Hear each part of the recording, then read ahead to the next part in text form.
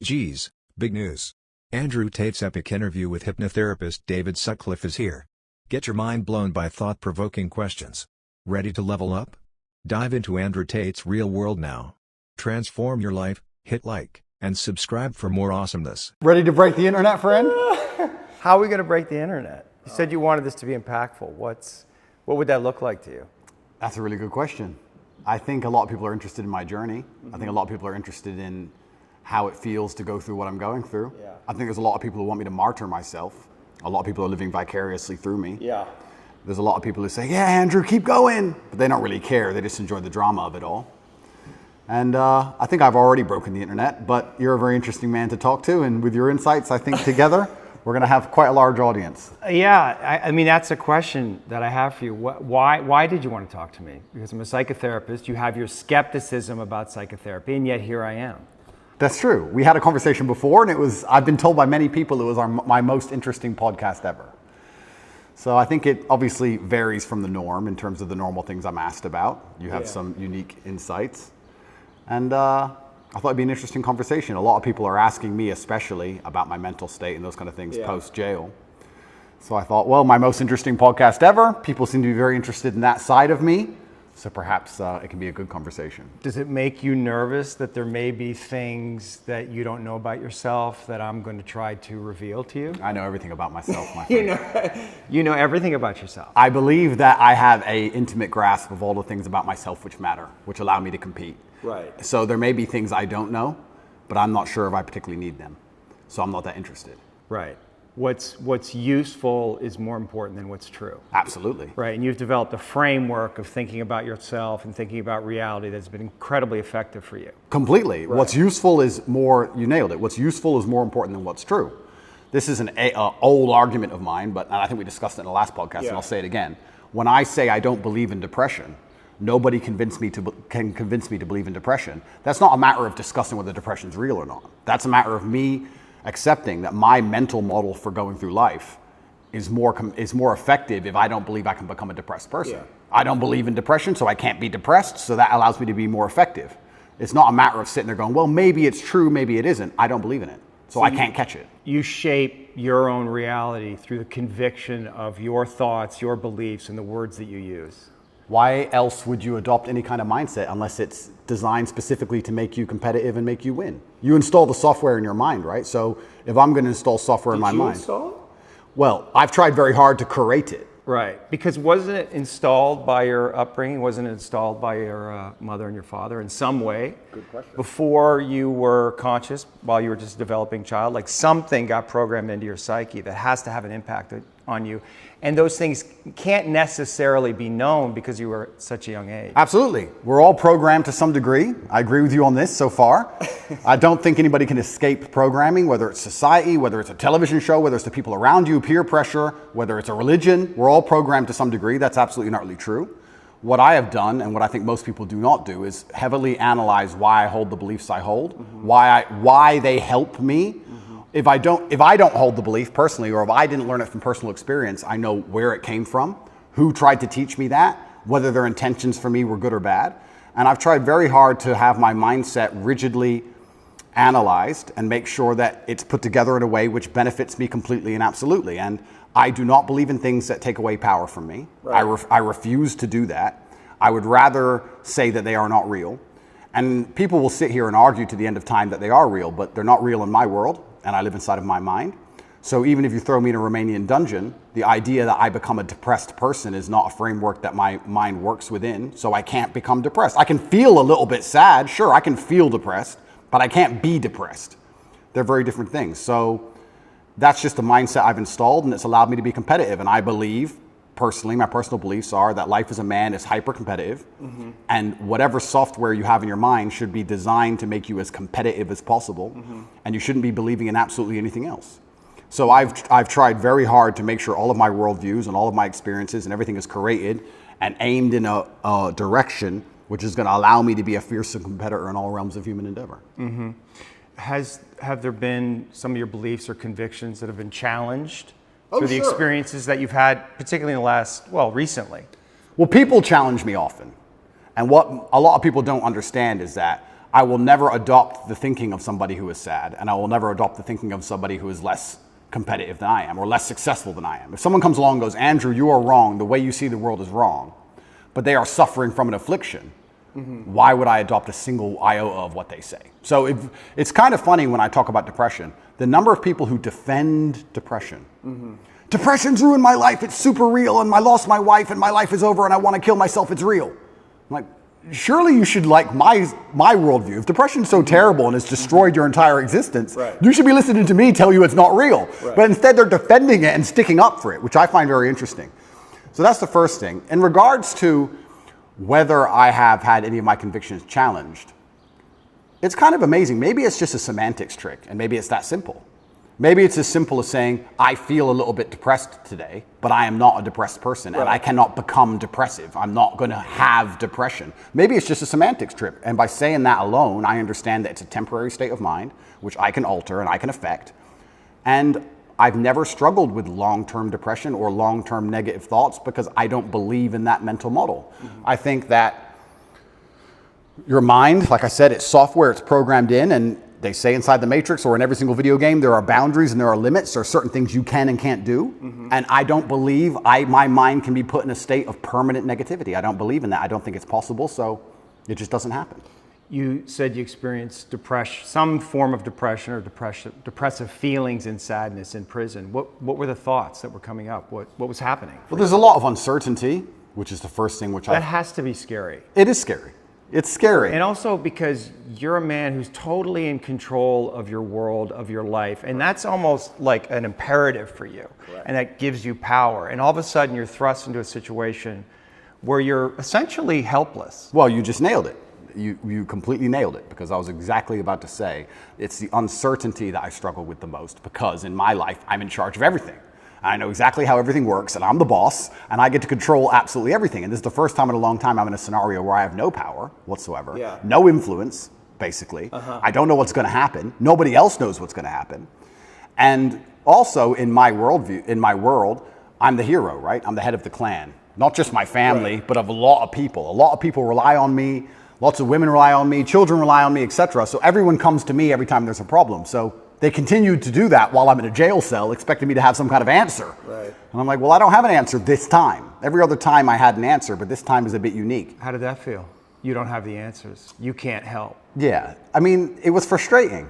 It's very frustrating, and it's the uncertainty that would bother me. I don't think I felt sad very often, but I certainly felt extremely frustrated. I would sit there and think, there has to be a way out of this room. Not breakout, but like there must just be some words I can say, someone I can talk to. There must be a way. It's only a door. Like I can't just be stuck in this room. And it was hyper frustrating. Yeah, and the uncertainty of it is also scary, because in my situation, every 30 days they decide if they hold you longer or not. And I was encountering people who had been in there for years in my scenario. So. Well, the uncertainty is a form of torture, really. Oh, absolutely. Yeah, it's torture. It is torture. And it's designed to make you break. You don't know how long you're going to be there for. Nobody knows. You hear horror stories. You see other people getting out who've done worse things than you after a week because they've signed a piece of paper or admitted to something or whatever they've done a deal. And you're sitting there, and yeah, it's hyper frustrating. And I think you have two choices as a man. Often when bad things happen, I feel like you can maybe get depressed and sad about it, but the other outlet's usually anger or a form of anger. I felt like anger was more, in many cases, anger is more effective, I guess. It's more useful. You were angry in there? I wouldn't say I was angry, but if I started to feel negative, I could turn it into frustration or anger, which I could at least alleviate with 2,000 push-ups. It's better than feeling sorry for myself. I feel like if I had to choose one of the two outlets, deciding to use controlled anger was more beneficial than sitting around feeling sorry for myself. I don't ever believe in moping or feeling sad. So when I was at my worst, perhaps I was a little bit angry. But then again, I also think I do that in my normal life. If I'm honest, I don't think anger is a necessarily bad thing. I think that misdirected anger is a bad thing. I think if you get very angry about scenarios and you put it in the correct direction, you get unlimited motivation and you get a lot done.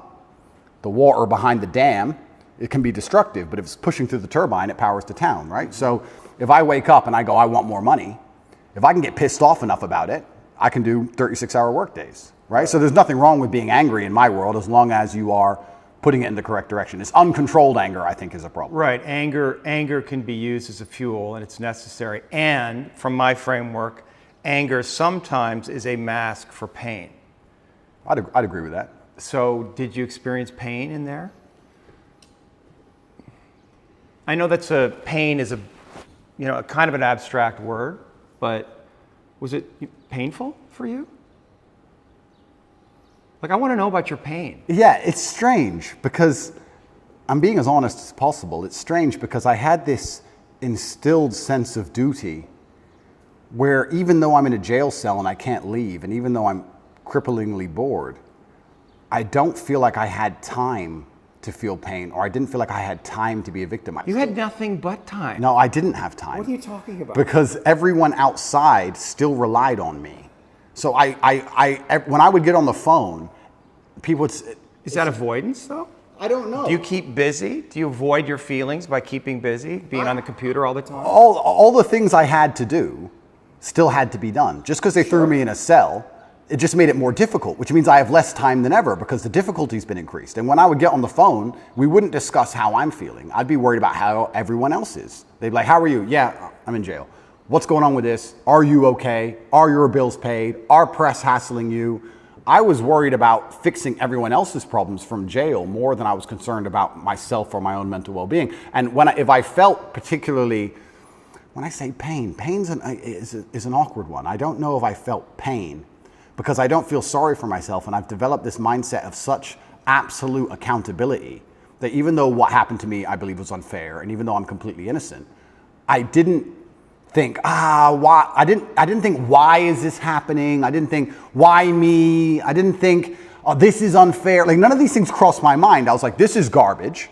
However, you can't become the most Googled man in the world with every light has a dark, right? Like, let's be realistic about this. Yeah. I'm thrown in a jail cell. Do I belong here? No. But am I here? Yes. I was pretty logical about it. And I was like, okay, I've got a lot of things I need to get done. And I would feel angry if I couldn't get them done. But I don't think I felt pain. Now, I'll admit I don't sleep very well since I've left. Why? I can admit Do you that. know why? I heard you say in one interview that you have nightmares. I do have nightmares, yeah. What are your nightmares about? I don't think they're about anything. I just have almost like an adrenaline rush out of nowhere while I'm sleeping, and I shoot up. I bolt awake. No thoughts, no memories, no real visions? thoughts, no real story. Fear. That's fear. I guess it is, yeah. So so let's just, you're dreams are a reflection of the unconscious. And if you're having nightmares, there must be some unresolved fear that wants to get worked out. I believe so, but then also, I love the idea of that. Of having unresolved fear. That sounds like the most interesting thing in the world to me. If someone were to say to me, Andrew, take this pill and your unresolved fear will vanish, I would say absolutely and utterly not. That's not fun.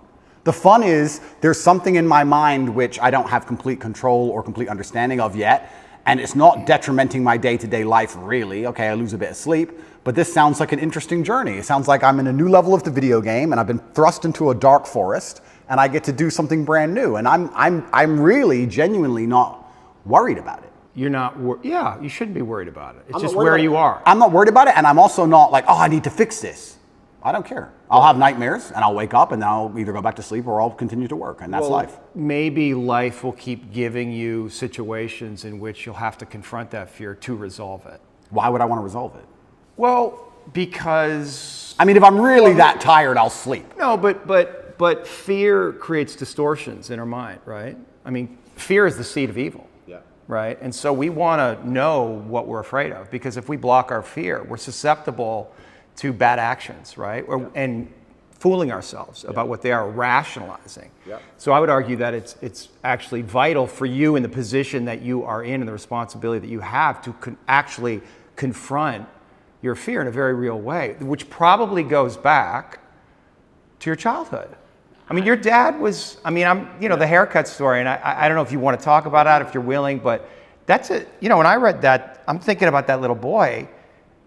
It must have been fucking terrifying. It is, but I do think I had the best father on earth. I'm not disputing that. Yeah. I mean, there's a lot of good that came from your father. I'm not disputing that your father was a good man. Yeah. When you say he could go from 0 to 100 like that for a little boy, It's scary. It's fucking scary. It is. But and that fear has to be in you. You don't know what the fuck he's going to do. Yeah, completely. Yeah. But I think that's prepared me for life fantastically. And I also think the fear. But have you reached a limit? Have tolerance? you? Well, of the video game. I mean, you're facing all these charges. Yeah. Right. So something, and maybe this is what you need to go through. I mean, you're on the hero's journey. Yeah. Right. And this is inevitable in some way. But also along the hero's journey, you have to die to be reborn. That's true. And I agree with all of that. But if I'm genuinely, I psychoanalyze myself all the time, which is one of the main reasons I don't believe in therapy and psychoanalysis. You can't psychoanalyze yourself. Of course you can. I do it myself. You don't think that's hubris? No. You can know your own mind, that you don't need reflection from others to see yourself, that you can see yourself perfectly? I think that, no, I don't think I can see myself perfectly, but I think that life is a perfect reflection. But why not get help? Why not? Because then it becomes a crutch. I like the idea that I can rely on myself to fix myself. Well, you have a coach. Is that a crutch? No, it's not, because he's teaching me something. What's the difference? That's fine, but if I had an affliction, I would like to be my own doctor. And I think with your mind, you can do a lot of it yourself. And I think if you have a very strict framework in how you measure how successful you are as a human, and I do it through competence and achievement, I say, which mindset do I need to achieve as much as I can possibly achieve? Right. And I can measure that in real time. I can measure that in literally dollars and world championship title belts. I can literally measure the success. Mm-hmm. I'll say, okay, well then this is the mindset I need to have to be as successful as possible. Anything that's deviating me away from that needs to be addressed and concerned and dealt with, and I can do that myself. And I think the fear that if it's fear that's waking me up from nightmares now, it's just because I understand there's a very big apparatus, a very big enemy which I cannot destroy and I cannot beat coming to get me. Mm-hmm. So I do think that wakes me up. I think the fear is healthy. I think I'd be stupid to not be afraid. But I don't necessarily want the fear to go away because I have no problems feeling bad. Well, it's not about going away. It's coming into deeper relationship with it. And understanding that there's fear that's happening in real time, but there's also fear that may be in your psyche somewhere, in your body that's connected to your history, and that may need to be resolved because otherwise you're projecting things out that you may not be seeing reality totally clearly. That's the thing, right? Is there a way that you're not seeing things perfectly clearly? Well, then we go back to what I just said about perhaps that's true, but if I measure myself purely on competence and purely on achievement, whatever I think and whatever I'm doing is obviously fantastic. So I'm very happy with the mindset I have. And then we go into the argument, which is a level deeper, is am I supposed to be happy? Am I supposed to feel good? No, it's not happy. No, of course, but this is what I don't understand about people, especially men in the world today. Why are they so worried about being afraid? Why are they so worried about, I was afraid every time I fought. Yeah. I fought anyway. Yeah. I don't let fear guide what I'm going to do. I do what I'm supposed to do regardless of how I feel. So I don't see anything wrong with feeling fearful. I don't see anything wrong with feeling stressed or under pressure or anxious. All these things men are trying to get rid of. And I talk about men specifically. I gender this because I'm a man. I don't know how it feels to be a woman. But all these things that people are trying very hard to get rid of from their brains, I don't see why they need to leave. I will argue the point that if I feel anxious and pressured and stressed and fearful, I will get more done than if I was happy. I think if I was happy, I'd just be hedonistic and just wasting my time. I think that you get a whole bunch done with these negative connotations and negative emotions, and I think that life is suffering and pain, and you're here to go through it, and the sooner you get used to the taste, the more successful you're going to be. I have no interest in trying to change the flavor, my friend. The flavor of life is pain, and I will eat all of it. And it doesn't matter if they put me back in jail or not. I'm not sitting there going, how can I be happy in jail? I will sit in jail and say, yes, this sucks. It's supposed to suck. Yes, I'm not enjoying this. Yes, I'm anxious and paranoid. And yes, that guy might stab me. And yes, I can't sleep and I miss my family. And this is what's supposed to happen to me. And this is how I become the best man I can possibly be. And I'm going to succeed regardless. You're very convincing. You're so good though, right? It's almost like I feel like you can rationalize anything, right? It's almost like a trick. Magic trick? Well, you're really good at talking, you're really smart, and it's almost like any question you can turn and make it work for you, which is great. It's a skill, but there's also a place where there's the potential for self-delusion. Oh, absolutely. And I'm not even going to sit here and say that I'm not delusional to a degree. I'm not saying that self-delusion doesn't exist. We all are, right? Let me give you a very simple example. Let me try and use an analogy. I think the only thing better than having everything you want is not wanting anything, right? So I have every car on this planet. I have 40 supercars. Most people want a supercar. I have 40. But there's that unique 0.1% of people who genuinely don't want one. And I think that's more freeing than having everything you want. right? So the true mindset is not wanting anything. Most people, the best they can do is having everything they want. And I feel like you can kind of do this with the emotions as well. I guess my general consensus is that I don't think I can change or affect the world to the point where pain and suffering and bad things are not going to happen. So isn't it best if I just enjoy all of that? Doesn't that make me as powerful as possible if I say, oh yeah, okay, this is going to suck, good. I mean, I do it when I fight. Yesterday I was fighting, right? We were doing 12 rounds and all of us were destroyed. And the more he hurt me, the more I wanted to hurt him back. The more he hurt me, the better it felt. The more powerful I felt, the more he hit me. Because then it's my turn, right? So if I can't stop him from punching me, and I'll do my best, but if I can't, then surely you should learn to enjoy it, right? Mm-hmm. And I don't think you can stop life from hitting you. And I don't think you can stop life from giving you unexpected surprises. And I don't think you can stop yourself from feeling sometimes sad or anxious or upset. So I think the best mindset you could adopt is finding that engaging and exciting. Mm-hmm. I'm not going to lie to you. Although I am facing very serious charges, and although they are trying to destroy my life, and although I cannot sleep the same, and although they're out to get me, and although I've suffered, part of me is excited. Part of me is like, okay. Why? Because it's a war. Uh-huh. You like war? I think all men do. Uh-huh. I do. Yeah, of course. All men do. Yeah. So it's a battle. It's exciting. Yeah, it's exciting. So I'm not saying I'm glad it happened, because I'm certainly not. And I'm not saying I'm going to win. But I'm saying that I've trained myself to the point where if I were walking down the street and 10 men were to pull knives on me, I'd be intimidated, but 20% of me would go, this will be one to remember. Do you have a belief that you could take 10 men with knives? I have a belief that, yeah, I do. Mm-hmm. Because that's delusional. That's delusional. Yeah, but it gives me a best chance of possibly winning. Well, no, running away would give you the best chance of possibly winning, and then coming back and being safe, and then serving out your mission. Of course, I would run away in that scenario. But if I had to engage them, if I had to engage them, right. If I had to fight them, I believe I'd be the most capable if I believed I could win. Of course. So for that reason, if I have to self-delude, then I will self-delude, and I will convince myself that I am here to destroy all 10 of them, and I will say it in a way where at least 7 of them believe me. Mm-hmm. And that's the most important part sometimes about all of this self-delusion, is that a lot of other people start to believe what you say. And I'm not saying that I say bad things. If a man were to sit in front of you and say, I can rip your head off with my little finger, and he said it in the right terms, and he truly believed it in his heart, you wouldn't want him to try. As ridiculous as that sounds, you'd be like, he's kind of big, maybe. You know, it crosses your mind. So I think that, yeah, I have psychoanalyzed myself, even though I'm not officially, certified.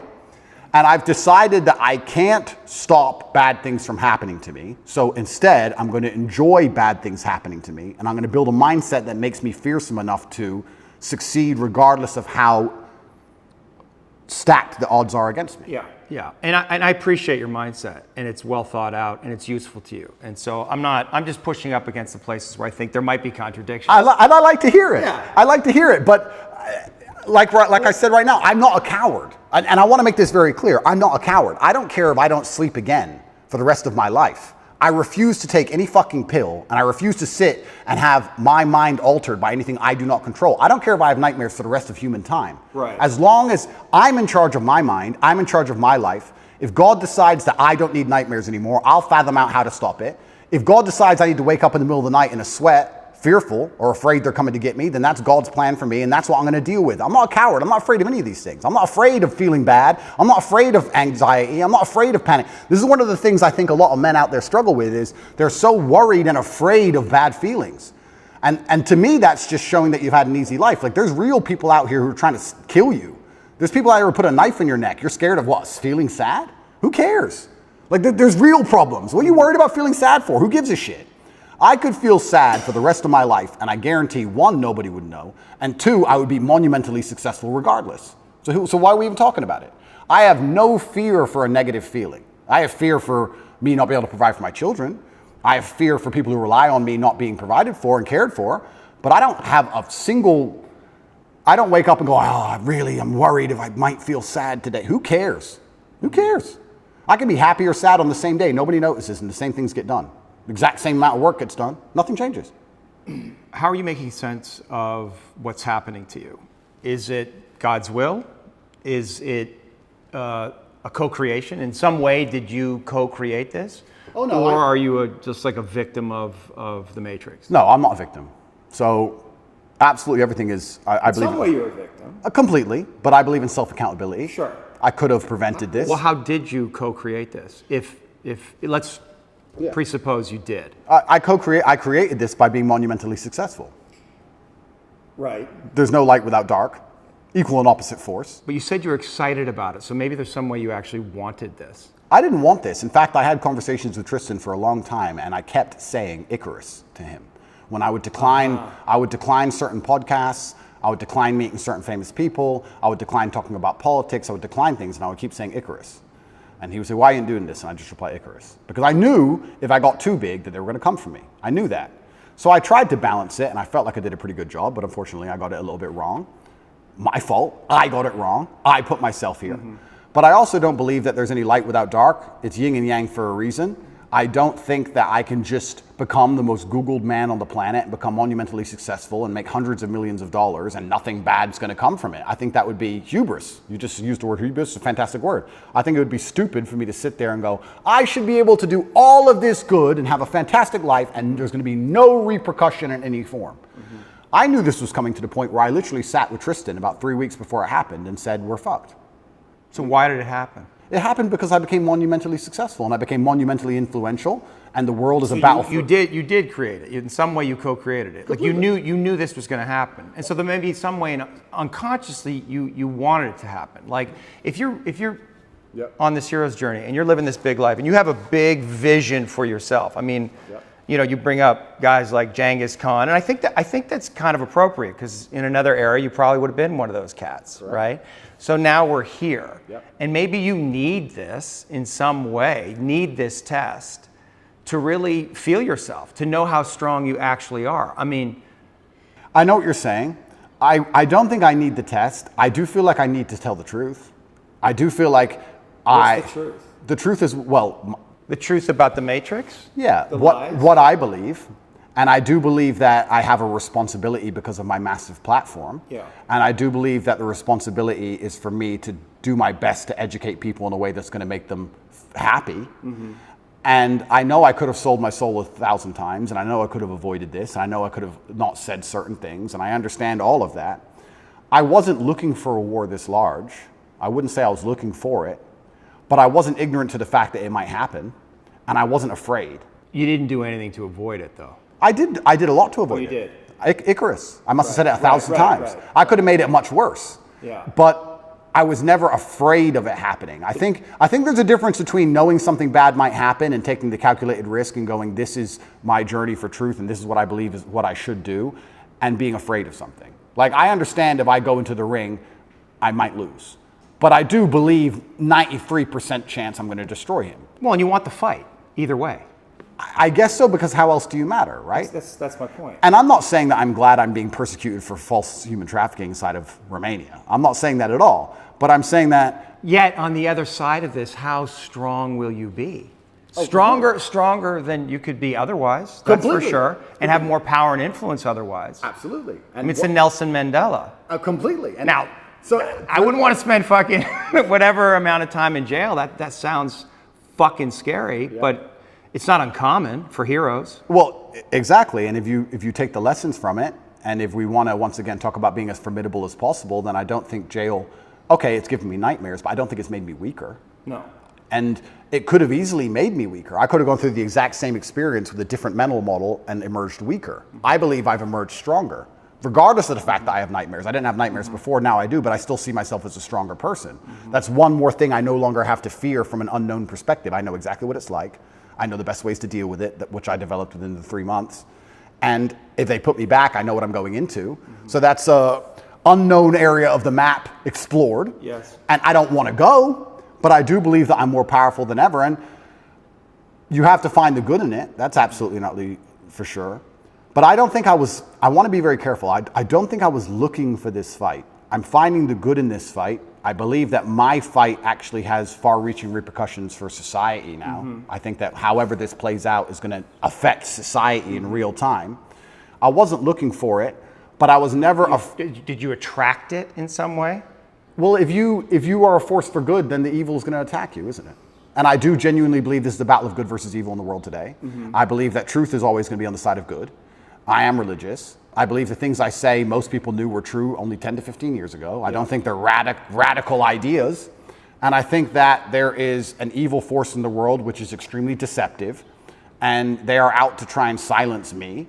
Not because what I say is wrong. It's in fact because what I say is right. I believe the reason I have so much influence and the reason so many young boys listen to me and pay attention to me is because I say things that are true, that they know intrinsically, evolutionarily, inside of their bones as true.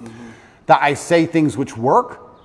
People often wonder why my fan base is so feverish, why my fan base is so dedicated. Well, if they listen to me, it's the first time they ever feel good. The first time they ever train hard and start to feel better physically, and they start to feel better mentally, and they adopt my mental model, and now they're not stressed or depressed anymore. And then they may start to make some money, and they go, you know what, I started listening to Tate a year ago. I'm in the best shape financially, the best shape physically, the best shape mentally. Tate's the man. So they're hyper dedicated to me. And yeah, I mean, there's going to be a negative to that. I want to make something clear. I've been brutally aware of the fact that all of this might blow up in my face for a very long time. I've not been ignorant to that. And I think that's why jail didn't cause me pain. Because I wasn't in jail like, how did this happen? I was in jail thinking, they got me. I knew it. They've been after me for a long time. I knew they were coming. And I don't know if that's a coping mechanism, but I was saying on every single podcast before I went to jail, they're going to try and put me in jail. I knew it. Right. You said that there's a light and a dark. Is there darkness in you? I mean, there must be. There's darkness inside of everybody. Right. And do you know that part of you? Are you in relationship with it? Do you think about it? That's a good question. First, I have to identify what would the darkness in me be. Well, let me present something to you, because I stood up for you after you got canceled off social media, and I have a lot of female clients, and they had questions about that. I mean, they know me and they trust me, so they're curious. Yeah. But one of them said, "Well, you know, Andrew he's out there saying that he's helping all these young men, but in the beginning, he made his millions in some level exploiting these very men." Okay. That's the frame that they were thinking about it. And is there validity in that, in what they're saying? Because I didn't know how to answer that question. I don't think I exploited the men. I think I exploited, maybe I did exploit the men, but let me change my answer. I don't think me not exploiting them would have prevented them being exploited. I think these men were out to be exploited regardless, whether I did it or not. So, but you can see how that sounds cynical to somebody, where you say, well, they're going to be exploited anyway, so I'm going to make money off them. And then once I make money off them and I get this platform, then I'm going to champion them. Completely. I mean, I guess that's probably one of the most logical arguments against me I've heard.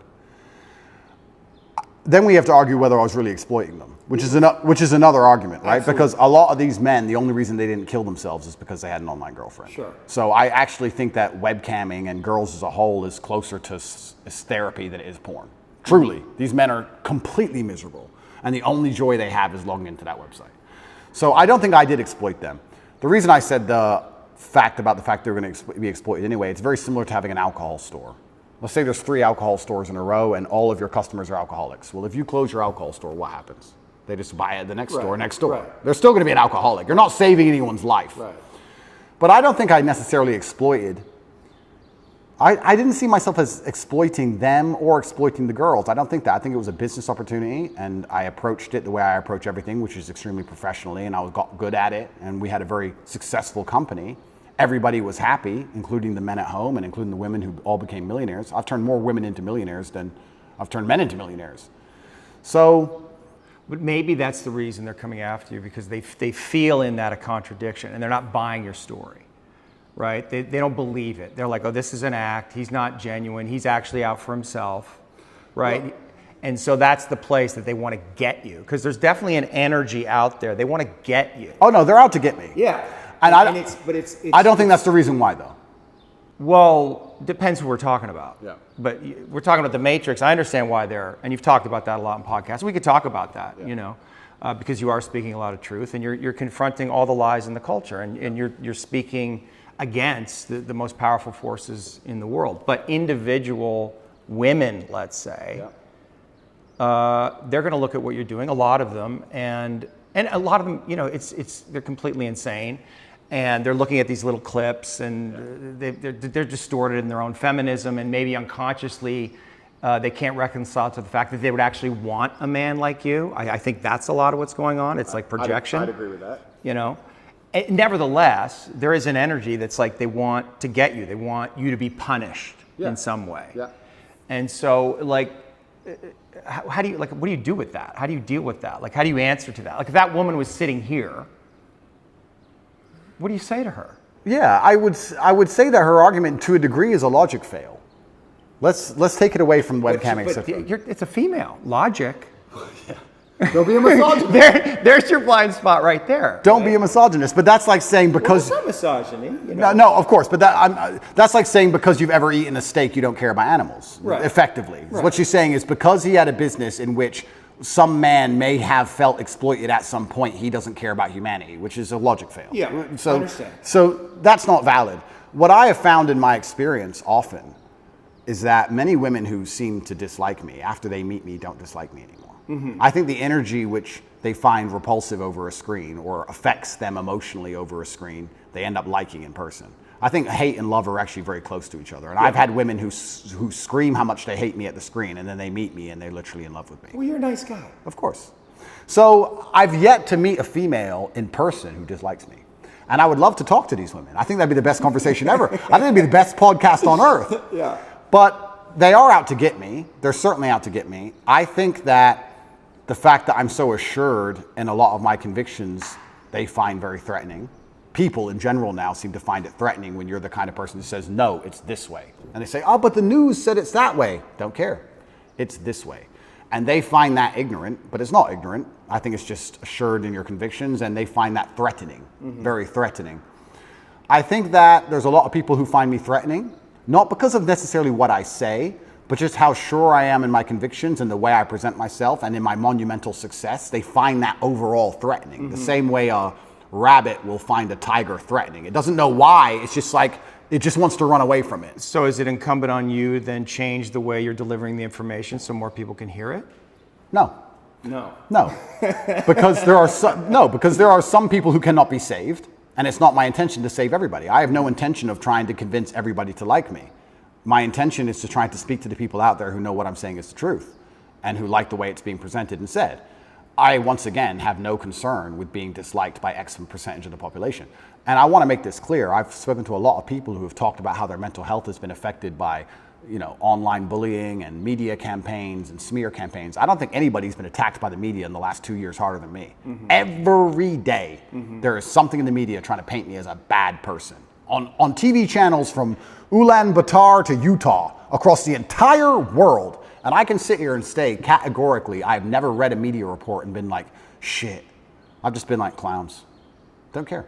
That's a lot of energy coming at you. I mean, psychic energy coming at you. And like, have you reconciled to this idea that you're Andrew Tate. You were born, you have a life, you have your own inner world, just doing your thing. And then there's an Andrew Tate that's out there.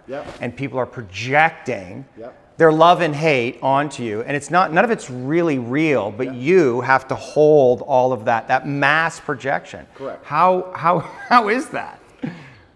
Yeah, but then let's psychoanalyze me, right? You're the professional, I'm the amateur, but let's do it. Why don't I care that the media continues to attempt to slander me continuously, and they don't do it to anybody else, and it's unfair that they're doing it to me, because if I was a genuine sexual predator like the people they defend, I'd be protected by these people. We can discuss this, right? Sure. If I was going into girls' toilets, they wouldn't say anything bad about what I was doing. Yeah. So why are they, the fact that it's so unfair and it's so pervasive and it's so aggressive, why doesn't it bother me? Am I ignorant? It doesn't bother you? I don't think it does. Do you block it out? I mean, you must read these things and you see your name associated with these horrendous crimes. But it's not real. I understand. It's false. But you're able feel every Aikido, fucking bullet perfectly? If what they were saying was true, it would bother me. Yeah. But genuinely, because I know it's all garbage, it's all lies, it's water off a duck's back. And maybe my obsession with truth is obsession, I don't know if that's the right word, but because I believe I'm talking the truth and because I believe the current war we're in is genuinely one of truth against deception and lies, that's their only weapon. Sure. That's their weapon, is deception and lies. So everything they say is a lie. So it doesn't really affect me. And I will sit and say that. But I know for me, it's painful when I'm not seen. Like my goodness isn't seen, right? Like it's painful, or people misrepresent the things that I say, or judge me because of my association with you. Like it's painful. I'm not seen. Correct. Right? And that can make me angry and maybe cause, I don't know, some kind of negative reaction within me. And I guess I'm just curious, like, isn't it painful in some way? Like people, because there's a lot of people out there, they don't see you. They don't see your goodness. They only see the dark part of you, or they project their own darkness onto you, or their father's darkness, or Trump, whoever the fuck it is. They project that onto you. In some way, isn't that like? But those people are already paying the price. Because but those people, but for you, I'm saying for you, your inner it doesn't bother me because those people are already paying the price for their ignorance. Their minds are not free.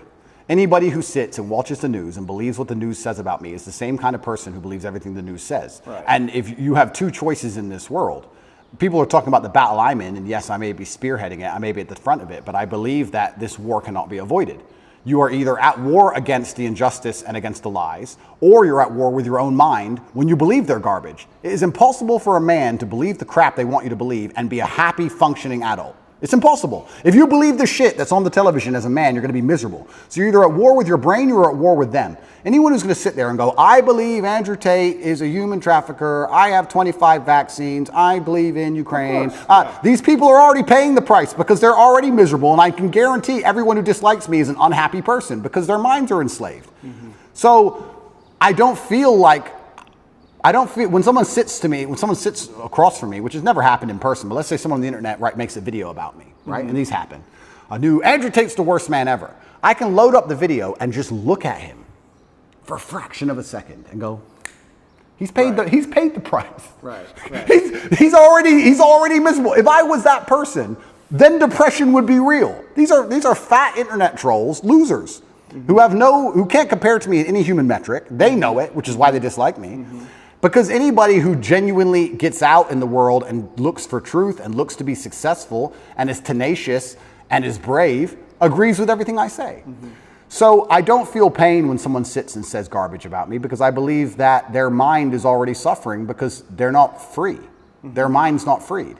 Anybody who can listen to what I say long enough and not be emotional about it and actually understand it, well, those people aren't paying a price. So maybe that's a coping mechanism, but every single time I see a woman who hates me or a man who hates me, and I compare them to the people who like me, there's a massive contrast in overall physical attractiveness, success, financial success. Like, it's amazing. Sure. So it's like, okay, well, my haters are way down here, and the people who agree with me are way up here, so let them hate. Maybe they just resent you. Of course, no, maybe. I think a lot of the reason this is happening to me is, and maybe this is arrogant, but... Are you arrogant? I'm with the therapist, so I'm allowed to be arrogant, right? A lot of the reason this is happening to me is because I'm tall and built, muscles and cool cars and, smart. People don't like me. There's people who look at me and go, he thinks he's too cool. Teach him a lesson. Mm-hmm. There's a massive amount of resentment involved in all of this. Yeah. Even from the Matrix itself, we talk about the Matrix and I talk about it and people, of course we compare it to the movie. But at the end of the day, there are people, moving parts in all of this. There's a prosecutor, there's a judge, there's a lawyer, whatever. Mm-hmm. Someone is sitting in an office who gets a piece of paper saying, destroy Andrew Tate. Mm-hmm. And that person looks at my life and compares it to theirs. And they feel resentful. Mm-hmm.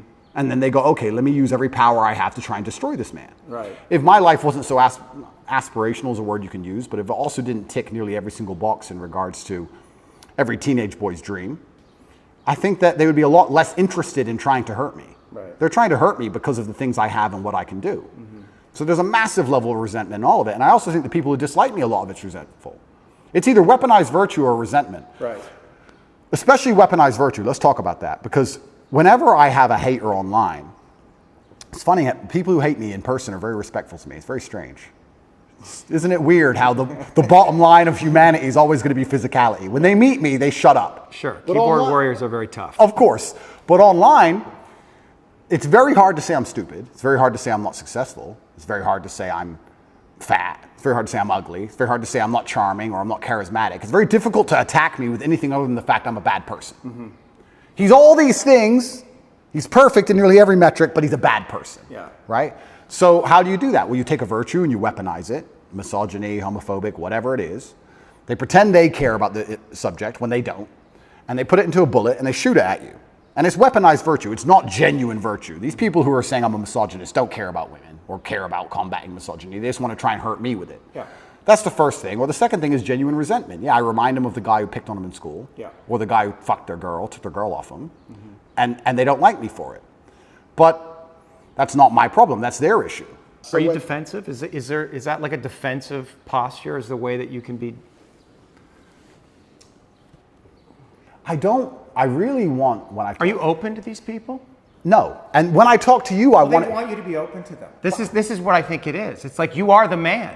It's like you are the daddy. It's just like, why are you being so mean to me? Why are you fucking yelling at me? I want you. I need you, brother. Like, show up in a good fucking way. Where are you? Like, that's what's going on for them emotionally. Perhaps. Yeah. And And so do you have a responsibility in that place to transcend the place you are in to really fully realize your leadership?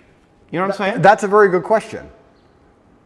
And when I'm talking to you, I want to be as honest and vulnerable as I've ever been. I'm trying to be as vulnerable as I can be. You're doing great. But also, so let's talk about these people who resent me the most, or these people who disagree with my message. What's the it most. like for you to be vulnerable? What's that word even mean to you? How do you relate to that word of vulnerability? That's a really good question. I don't know. I don't know how I relate to the word vulnerability. Well, you are vulnerable.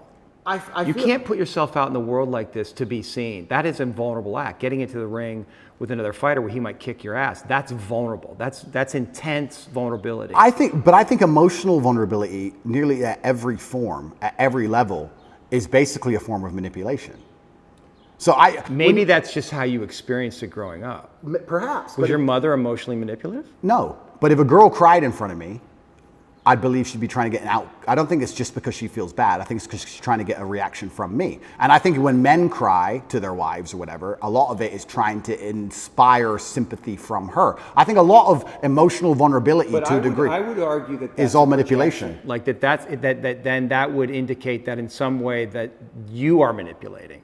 We all manipulate each other. Well, that's what I'm saying. So if you're seeing manipulation in others, that must also exist in you. And I guess that's the question. Is there a way, right? Like, can you actually not be manipulating? And manipulating is a strong word. It has a negative connotation, but like in some sense, trying to control. Because one of the things that I find in this conversation, right? It's like, I mean, I actually think you're going along with my line of questioning really well. You're not trying to control everything, but there is a way, right? That you have a tactic. You're trying to control things. You're trying to get away from something. You're trying to control the conversation on some level. Of course. But what if you gave that up? Well, okay. Give it up. Give it up. I'm trying. I'm trying to be as vulnerable as possible. But when But just the idea of it, right? Like, what would happen if? let's do it. I'm trying my very best. Old habits die hard. But don't worry about the result. Just ask yourself the question, like, what would happen if you let go of trying to control everything? Just feel into what that would feel like. But that goes back to the point about what vulnerability is, because I don't think humans are as emotionally incontinent as they pretend to be. And I believe that when you truly feel pain or truly feel trauma or something really bad happens to you, the result to that is usually silence. I don't think you talk very much at all. So people, you ask me, what is it like to be vulnerable? Well, to me, that's not crying. That's not...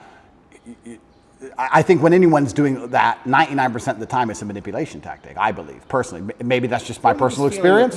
But yeah, maybe. But I think especially with men, I think it's a manipulation tactic when they try and show too much emotion, and women do it as well. And I don't react very well to it. If someone were to sit in front of me and start bawling their eyes out, it's very hard to elicit sympathy from me for that reason. I feel like you get sympathy from me by sitting and explaining to me why something bad happened to you in a logical, calm, stoic manner. If someone starts crying in front of me, I feel like they're trying to manipulate me, and I don't buy it. Or maybe you judge it in them because you judge that in yourself. Perhaps. I mean, it's my human experience, right? And it's my bias. Right. But I'm trying to think of the very few scenarios in which I would ever cry. And I'm thinking, would it genuinely be because I feel so much pain, or if I think it could benefit me or help me? Would I be trying to manipulate somebody? Now, that's not something I'd ever do because it's not my personality and mental frame. But crying is just a physiological reaction to express pain and grief that allows us to release this and to come back to homeostasis. It's manipulation. It's just, it can be. It's don't attack me but anymore. it's also a physiological response. Oh, completely. But it's don't attack me anymore. It's I'm the victim, don't attack me Can anymore. be. Yes, I cheated on you. Don't. It's a shield. And so when we talk about what does vulnerable mean, I feel like I'm being vulnerable now when I'm explaining things extremely logically. You are. That's as vulnerable as I can be. I cannot be the kind of person who's going to cry. But once again, this is my mental model. I haven't instilled. But is that what it means? Vulnerability, cry? I guess vulnerability. What about admitting your weaknesses? I'll admit my weaknesses What right are now. your weaknesses? Then this is so interesting because I will tell you. No, it is because I'll tell you I'll admit my weaknesses, and I will. But now I have to try and identify some because in my mental framework I don't have weaknesses. Right. So now it's like, okay, I am prepared to admit where I'm weak. Where am I weak? Well, I've tried so hard for so long to make sure I'm not weak anywhere, and if I am, I've compensated so heavily in some other way, I don't fail. So it's like, where am I weak? I'm that guy who does not fail. It doesn't matter what scenario anybody's life is in. It doesn't matter if you get dumped into jail. It doesn't matter if you're going into war. It doesn't matter if you're bankrupt. Whatever it is, if someone says Tate's on your side, you feel good. Oh, Tate's here. Ah, Tate. Okay. Yeah. He can't even swim, but he's here to he's the lifeguard. Tate doesn't fail. I can swim, but it's an example, right? So I do not fail ever. So it's very hard for me to identify weaknesses because I feel like they've all been ruthlessly. I think I've rooted out any weakness or I've compensated so heavily so long ago. I don't see myself as a weak person. I don't see myself as a person who can fail. People said to me in jail, how did you handle that? What else can I do? Not handle it? What does that look like? I'm gonna bang my head on the wall like a dummy? Am I gonna have a breakdown and just be a pile of mush? All you can do is handle it. So we're talking about vulnerability. I'm being as vulnerable as I can, but I can't even honestly sit here and tell you a weakness I have because in my mind I have no weaknesses. And perhaps that's delusion. Perhaps that's perhaps it's delusion. Yeah, But a useful delusion is what you're saying. It's brutally useful. Yeah. And when I teach this or when I talk about this, there's a lot of men who perhaps want to adopt it, but the mistake they make is they don't have the real world experience to back it up. I don't want people to be completely lose their minds. Yeah. We're not talking about that, but we're talking about the fact that I can name so many scenarios in my life where I was supposed to fail and I did not fail. It's brutally realistic, it's brutally logical, it's built on competence, it's built on real world accolade and achievement. Everything I've ever wanted, I have achieved and I have gotten. I have never failed at anything I've ever wanted, ever. So how am I going to wake up and say, oh, I've got this weakness, that weakness, when I have a 100% success rate? 100%. There's never a girl I wanted I didn't get. There's never a car I wanted I didn't drive. There's never a scenario where I said, I want to get through this, I didn't get through it. I've never failed. So of course I'm going to sit and say, yeah, I would love to tell you my weaknesses. I can't think of any. I don't know. Right, but are you being humbled right now? Is this whole series of events humbling you? It's taught me things I already knew. I know you can't be bigger than a justice system. I was saying Icarus for a reason. I knew they would come for me. I know I'm only human. But you're not in, do you? I do. I'm just a very good one. I'm just a very good one. Is there somewhere inside you a belief that you're invincible? Like you can't get got? Because that is a dangerous fucking distortion. No. I wouldn't have been saying Icarus for that reason. Right. I'm actually far more cautious than most people would believe. I err on the side of caution. You're tactical. I'm very tactical with all of my life. Even the security I organize, the places I stay, where I go, I'm extremely tactical. I don't believe I'm Superman. I just believe that I do not fail. And because you have no weaknesses, doesn't mean you can't lose, right? You can be strong in all realms and still lose. There are world champion boxers who have no weakness. They do everything right and they lose fights, right? So I'm not saying I'm invincible. I'm just saying if you ask me to name my weakness, I can't think of one. What should we ask the guys? Sure. You can ask people. You can ask people around me. I would love to hear it. And I guess I can tell you what people say about me. Well, actually, that's a good question. Do you feel like you get? I mean, I guess Tristan, but you get honest reflection. Can you trust the reflection? Because you're at the center of this kind of empire, and you have all of these friends. Yeah. But can you trust the information that's coming to you from anyone? Because everybody's. I mean, I'm here in some way for my own self-interest, right? Yeah. And the fact that you trust me was interesting to me. You let me in your house, so I assume that you have some kind of instinct about it. Yeah. But that must be hard, like to trust. I get a lot of feedback, and it all goes into a big pile, and I listen to every word that's said to me. I'm not the person who's beyond reproach. Everyone I work with, a lot of people have said things to me, and I'm told about myself quite often. Yeah. And I put it all in a pile, and I analyze every single word carefully. I ignore most of it, but I do listen to it. And I guess the number one bad or negative thing that people will say about me who know me is they may say I'm very insensitive. I hear that sometimes, usually from women. You're insensitive. I'm insensitive because I think once you become a ruthless problem solver, you come across to a degree as insensitive. We have this big issue and everyone's crying. Okay, stop crying, fix the issue. Right. You have to be insensitive. Okay, what are you crying about? Let's fix that. Right. Well, you know that's wrong. Well, a lot of people want to vent. They don't want to fix the problem. They want to Well, cry. they just need you to be with them and say, I and understand, yeah, here you are, exactly. baby, I love you. Completely. You're rolling your eyes. Yeah, but that's what I'm saying. So when you become a ruthless problem solver, Right. you become to a degree insensitive. Now there are some scenarios which that doesn't work, right? There's some problems you can't fix. The death of a loved one, that's different. Yeah. But if people are crying about something which is very fixable, it's very difficult for me to be interested in their crying. And I'll tell you why. Because if I have a set standard for myself, if I wouldn't allow myself that luxury, it's very hard for me to give it out to everybody else. If I don't allow myself the luxury of being incompetent because of an emotion, then it's very hard for me to look at others and go, well, you're allowed to be incompetent because of your emotions, and you're allowed to be incompetent because of your emotions, and I'll just deal with the struggle of never being incompetent ever, regardless of how I feel. If I have standard for myself, I'm going to implore my standard or imply my standard on others. And if they don't meet that standard, then they're going to call me insensitive. What would you have to give up to become more sensitive, particularly to your women? I'm a very sensitive, romantic, nice man. Yeah. In general, I'm actually a romantic man. I get called that a lot. No one calls me cold. Right. It's different. You're loving? Completely. But when it comes to problems especially, Right. can be You insensitive. default to problem solving. Absolutely. And that's not what they want. What's the issue? They want you to just understand and hold them. They want to cry about the problem a while. And time is time is money. Time is money. I'm like, okay, yeah. Boom, boom, fixed. Right. No, but you don't understand. Da, da, da. I do understand. Now it's fixed. Shh. Next. Like, Right. I think that's just competence. And I think that's genuinely, I think most men are kind of like that. Perhaps I'm just hyper like that. Yes. So I get called insensitive sometimes.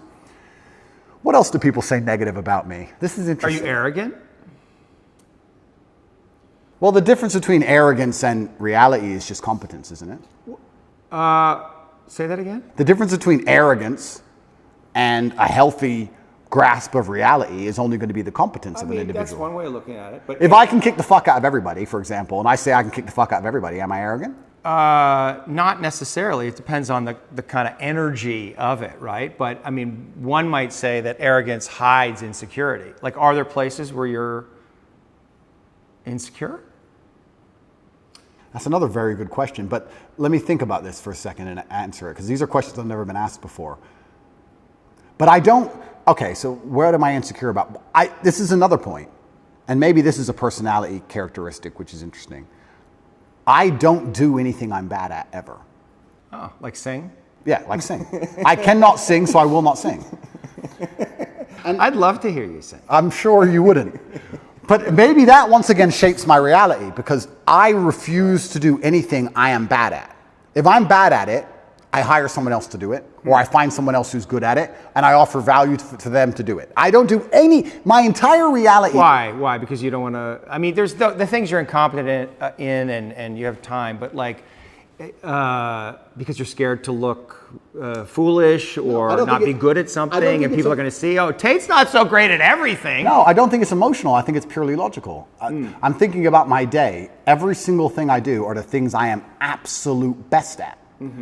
If I'll put boxing gloves on after this and I'll go fight and I'll beat everybody. I'll destroy everyone. And I think I only enjoy things that I'm good at. And I also think that if I have X amount of hours in the day, the way I can be the most competitive, most fearsome predator is to spend all of my waking time doing things I'm the best at and leave things that I'm not good at to the other people who perhaps are good at them. If you're an accountant and you want to become as rich as possible, then what you do is as many hours as possible accounting. But you're rationalizing. I am, correct. Yeah. So let me rationalize it. Yeah. I'll rationalize it. Yeah, but that's what you do. And that can be a defense. I mean, rationalization is a classic defense. Yeah, but that's my rationalization. And you're really good at it, But right? rationalization- But it's like a sword you have that's super sharp and you want to use it all the time. All the time. Yeah, but what if you set it down and realize there's other tools available in your toolkit and maybe you need to develop those? But rationalizing is how I built my mind. It's all. You don't have to give it up. The sword's right there. You just have to use it all the time. But it's all, my entire framework and how I view the world has all been one massive rationalization, and it's let me build a reality which is exactly what I want it to be. You must know that has limitations, because you can't rationalize everything. That's not what life is, Isn't it? right? There's other layers of reality that the mind does not understand. Okay, well, Right? you're right. And just because I rationalize things doesn't mean I don't feel things. But yeah, I know you feel things. I feel things. And I actually know that you're really sensitive. Like I wouldn't be here if I thought you were some, maniacal psychopath. Correct. It's because I'm here because I can, and that's what I think a lot of people saw in the interview. They felt your sensitivity, they felt your vulnerability, and they were really attracted to it. Oh, I'm a lot more sensitive than people know. And this is one of the things I like to say. When I talk about depression not being real or how life is pain and suffering, that doesn't mean that I'm not saying those things because I've never felt them. Yeah. I'm saying those things because I know them intimately. I'm saying those things because I know exactly how it would feel to label myself a depressed person. Yeah. I know it very well. I just refused to do it. Right. So yeah, I'm absolutely not really a sensitive person. I would label myself sensitive. But maybe but maybe, one second, I just want to go back to my original point. Yeah. Maybe my worldview is affected by, and we're talking about arrogance, when you wake up and all you do are things you're world level at. Yeah. Everything you do are things you're fantastic at, right? All of the time. Yeah. And you beat everybody all of the time at all of it. Yeah. Aren't you going to have a degree, a tinge perhaps, of arrogance? Of course. Of course you are. So, but would I label myself an arrogant person? Well, I'm not going to sit down and say I'm good at something I'm not. Right. So I don't think I'm unrealistic. Are you taking on the full responsibility that you have given all of the gifts that you've been given by God? Yeah. Is there any place where you're not taking on responsibility for that? No. I think I take care of absolutely everybody I love in every single way. I think anybody who's ever needed me, I've been there for them if they've deserved it. I think anybody who listens to my message is becoming a better person overall. I genuinely believe I'm fixing and helping society. I don't know what else more I'm supposed to do. I mean, to a degree, I've almost martyred myself. What else more can I do? My options at this point are either to continue to help people and explain to men why I became so successful, which is all I'm basically doing. I'm saying you're a man and you're upset and you want to be X. I'm telling you how I became what I wanted to be. This is what I did. Is there anything beyond the things you just said that you're responsible for? Like, what is your responsibility here? My responsibility. Well, I guess ultimately to yourself, it's to your family first, right? To what is your responsibility to God? I think God wants me to be the best possible version of myself. I think that God dislikes people who are lazy. I said this to somebody once and he got very offended. I said, God doesn't like lazy people. God has created you and he wants to see the absolute best you can be. I think that if you don't take care of yourself, God has no interest in taking care of you. If you have a Ferrari on the drive and you don't take care of it, who's going to take care of it? Nobody. I think that taking care of yourself and being the best possible version of yourself you can be is how you please God. I think that's one of the best ways to praise him, is to wake up every day and say, I need to be the strongest, smartest, fastest, most fearsome, most stoic, most capable man I can possibly be. This is how I please God. So I think your duty to God is also these things. And that's another massive source of strength that I get. When I'm alone in a jail cell, I understand that God is still watching. And God would be unhappy if I couldn't handle it. I don't think, maybe we can talk about God, or we can also talk just about basic cosmic balance. I don't believe you can become the most famous man on the planet calling yourself the top G without the universe testing if you're really about it. I don't think you're going to get to a point where the universe, whatever you want to call it, is going to say, is he really the top G? Yeah. And you're going to have to prove it. If you walk through life and say, I'm made of iron, I'm Mr. Tough Guy, sooner or later someone's going to check you and find out if you are or not. Right. So when I was doing this for a very long time, I wasn't ignorant to the fact that something's going to come along and see if I am who I am. So when I'm sitting in a jail cell by myself with cockroaches all over the floor, I'm like, okay, this is my chance to show I'm not full of shit. Right. Was I full of shit? No, I wasn't. Am I going to allow everything I've ever said and my last name and my duty to God and everything to go down the pan, or am I going to just man up and fucking win? Right. So I saw it, I guess, to a degree as an opportunity, but there was a massive burden of responsibility on me on how I had to perform. I didn't have time to be depressed or sad. This is what I'm saying to you earlier. I didn't have time. I had things to do. Top G's kids can't eat. Top G's women can't pay the bills. Top G's business is over. No, I had to fix all of it from jail and fix myself and get out. I was very busy inside of my brain staring at a wall. So I didn't have time for this. And this is another thing I try and explain to people, and I don't understand about. And I talk about men specifically because I understand how to be successful as a man. When men say to me they're depressed, with unlimited options, with the capability to become anything you desire, with God giving you a full and able body and mind, how do you have time to be depressed? Mm-hmm. You have so much you could do. Mm-hmm. There's so much that you need to do to be your best self. And you're competing against men like me, and you're finding hours a day to be sad? Mm-hmm. No wonder you're going to perpetually lose forever. Right. That's suicide. So how do you find time to do this? Mm-hmm. It's brutally ineffective. You have a brain, you have a mind, you have a mental model. You can't think of everything. You can't do everything. You can only have certain frameworks instilled inside of your mind. Mm-hmm. As a man, you should be hyper competitive. You should try and be the best version of yourself you can be. You're competing against every other man on earth for the girl you want, the car you want, the house you want, the watch you wear. It's all competition. You should be as competitive as you possibly can. Anything that's inside of your mind which doesn't allow you to be competitive should be erased.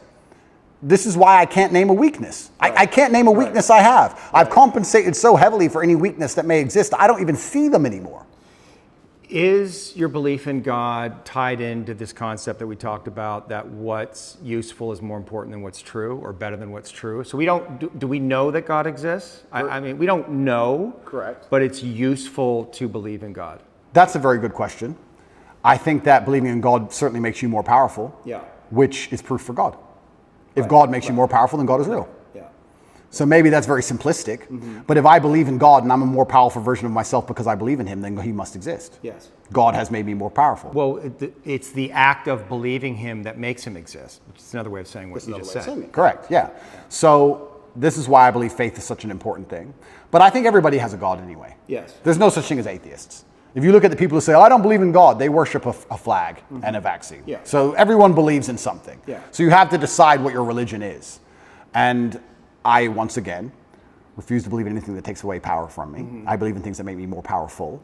And I believe that believing in God gives you a new degree of strength. And I also think everybody to some degree believes in God. I don't care what anybody says. If you put anyone in that submarine just before it imploded, everyone would pray. Yeah. Everyone. Yeah. So it's ignorant to even say you don't believe in God at this point. It's interesting that you chose Islam, and I heard you talk a little bit about how you see God in Islam as kind of, I don't know, harsh, but like firm and directional and clear, and this is right and this is wrong, which sounds a lot like your dad. Well, it sounds a lot like life. Yeah, like life. There's right and wrong in life. Mm-hmm. All this complete subjectiveness, this mush they're trying to create, is done on purpose to confuse us. Yeah. I like the idea of right and wrong. I like the idea of not having a choice. If you're hungry and you walk in to buy a sandwich and there's 100 sandwiches, it takes 10 minutes. Mm-hmm. If there's one sandwich, isn't life easier sometimes? Yeah. So all this subjectiveness and all this choice and all this garbage, sometimes when I'm like, okay, I want to be a good person, I want a framework to adhere to that makes me a good person. Well, this is very clear. Yes, no, easy. Do you have like embodied experiences of God? Like, do you relate to God in that way? I don't want to say supernatural, but like, do you feel God? I absolutely feel him. And there's certain times where I may feel particularly energetic. When do you feel God? So usually when I'm feeling powerful. Uh-huh. There's been times I was in jail and I just got up and I just felt like, you know what? Yeah, like just shadow boxed a bit. I don't know. It's like you just felt it. Like I'll be okay. I will win. Yeah. I don't feel God when I'm sad or something like that. I think that the whole idea of spirituality, and I believe God himself, he wants the best for you. Mm-hmm. And it's interesting, how we're tying religion to my worldviews, because my worldviews were the same before religion. I guess before it was the cosmos, or just the way the universe works, or light, dark, yin, yang, etc. I still say these things, but now I attribute a lot more of it to spirituality, a lot more of it to God. And yeah, I chose Islam because it's firm, and I believe that I'm a person with firm principles. So I'm obviously going to liken myself, or I'm going to feel an affinity to a religion that has firm principles, because that's who I am as a person. I'm a person who's principled, yes, no, and I have no problem with people sitting with me and saying, what you're saying is bigoted, or what you're saying is wrong, or what you're saying is insensitive. I think Islam also has a similar issue. Yeah, I think you also chose the winning team. Oh, it's completely the winning team. I mean, it's the winning team. Yeah. And it's the winning team, and I didn't choose it because it's the winning team. It's just the winning team because it has principles. yeah, I agree. And unfortunately, when you have no principles, if you don't believe in it, if you have no hard line, if you'll accept anything, then you don't believe in anything. Yeah. As soon as you'll accept anything, then you have no hardcore beliefs. If you have any set of principles, or you have any things you believe in, there's going to end up being a barrier, and the people who fall outside of those barriers are going to be offended by it. That's the reality of it. If you have a religion or a belief system that doesn't offend anybody, then it's not a religious or belief system. That's my view. So yeah, I chose the winning team because I think more and more people are starting to understand how important God is in society. This is the first time in human history we're testing society without God. And what do we have? We have evil. Yeah. We have Satanism. We have degeneracy. And I think that most people are starting to understand that God is really needed. When I was young, I used to make fun of Bible bashers. Let's make fun of them. Yeah. And now I'm like, we need more. Yeah. Where are they? We need more Bible bashers. So, yeah, and I guess I certainly feel more powerful since I've reverted, but I always felt powerful anyway. But I guess now, instead of just believing it's the cosmic nature of the universe, or let me change that. I always felt a strong affinity to my last name and my ancestors. So I always had to a degree, a spiritual aspect to where I got my strength. I always felt like, well, my dad is watching me, or my ancestors tried very hard for me to be born, so I can't disappoint them. So I've always had this spiritualistic side. Like, imagine the disappointment my ancestors would feel if they fought saber-toothed tigers and survived World War II and went through all the garbage they went through just for my father to be born, and then he suffered like he suffered to raise me, for me to be raised and become the most famous man in the world and call myself top G and then cry when I went to jail. What am I? What kind of bitch? What am I going to go, wah? No, I go to jail with my head held high. And if they put me in jail for the next 20 years, I'll walk in there with my head held high. And if anybody sees me, I'm not going to be a broken man. I refuse to be a broken man. It's disrespectful to everybody who ever died or tried hard for me to be raised, for me to emerge from this difficulty as a broken person. That's absolutely and utterly selfish.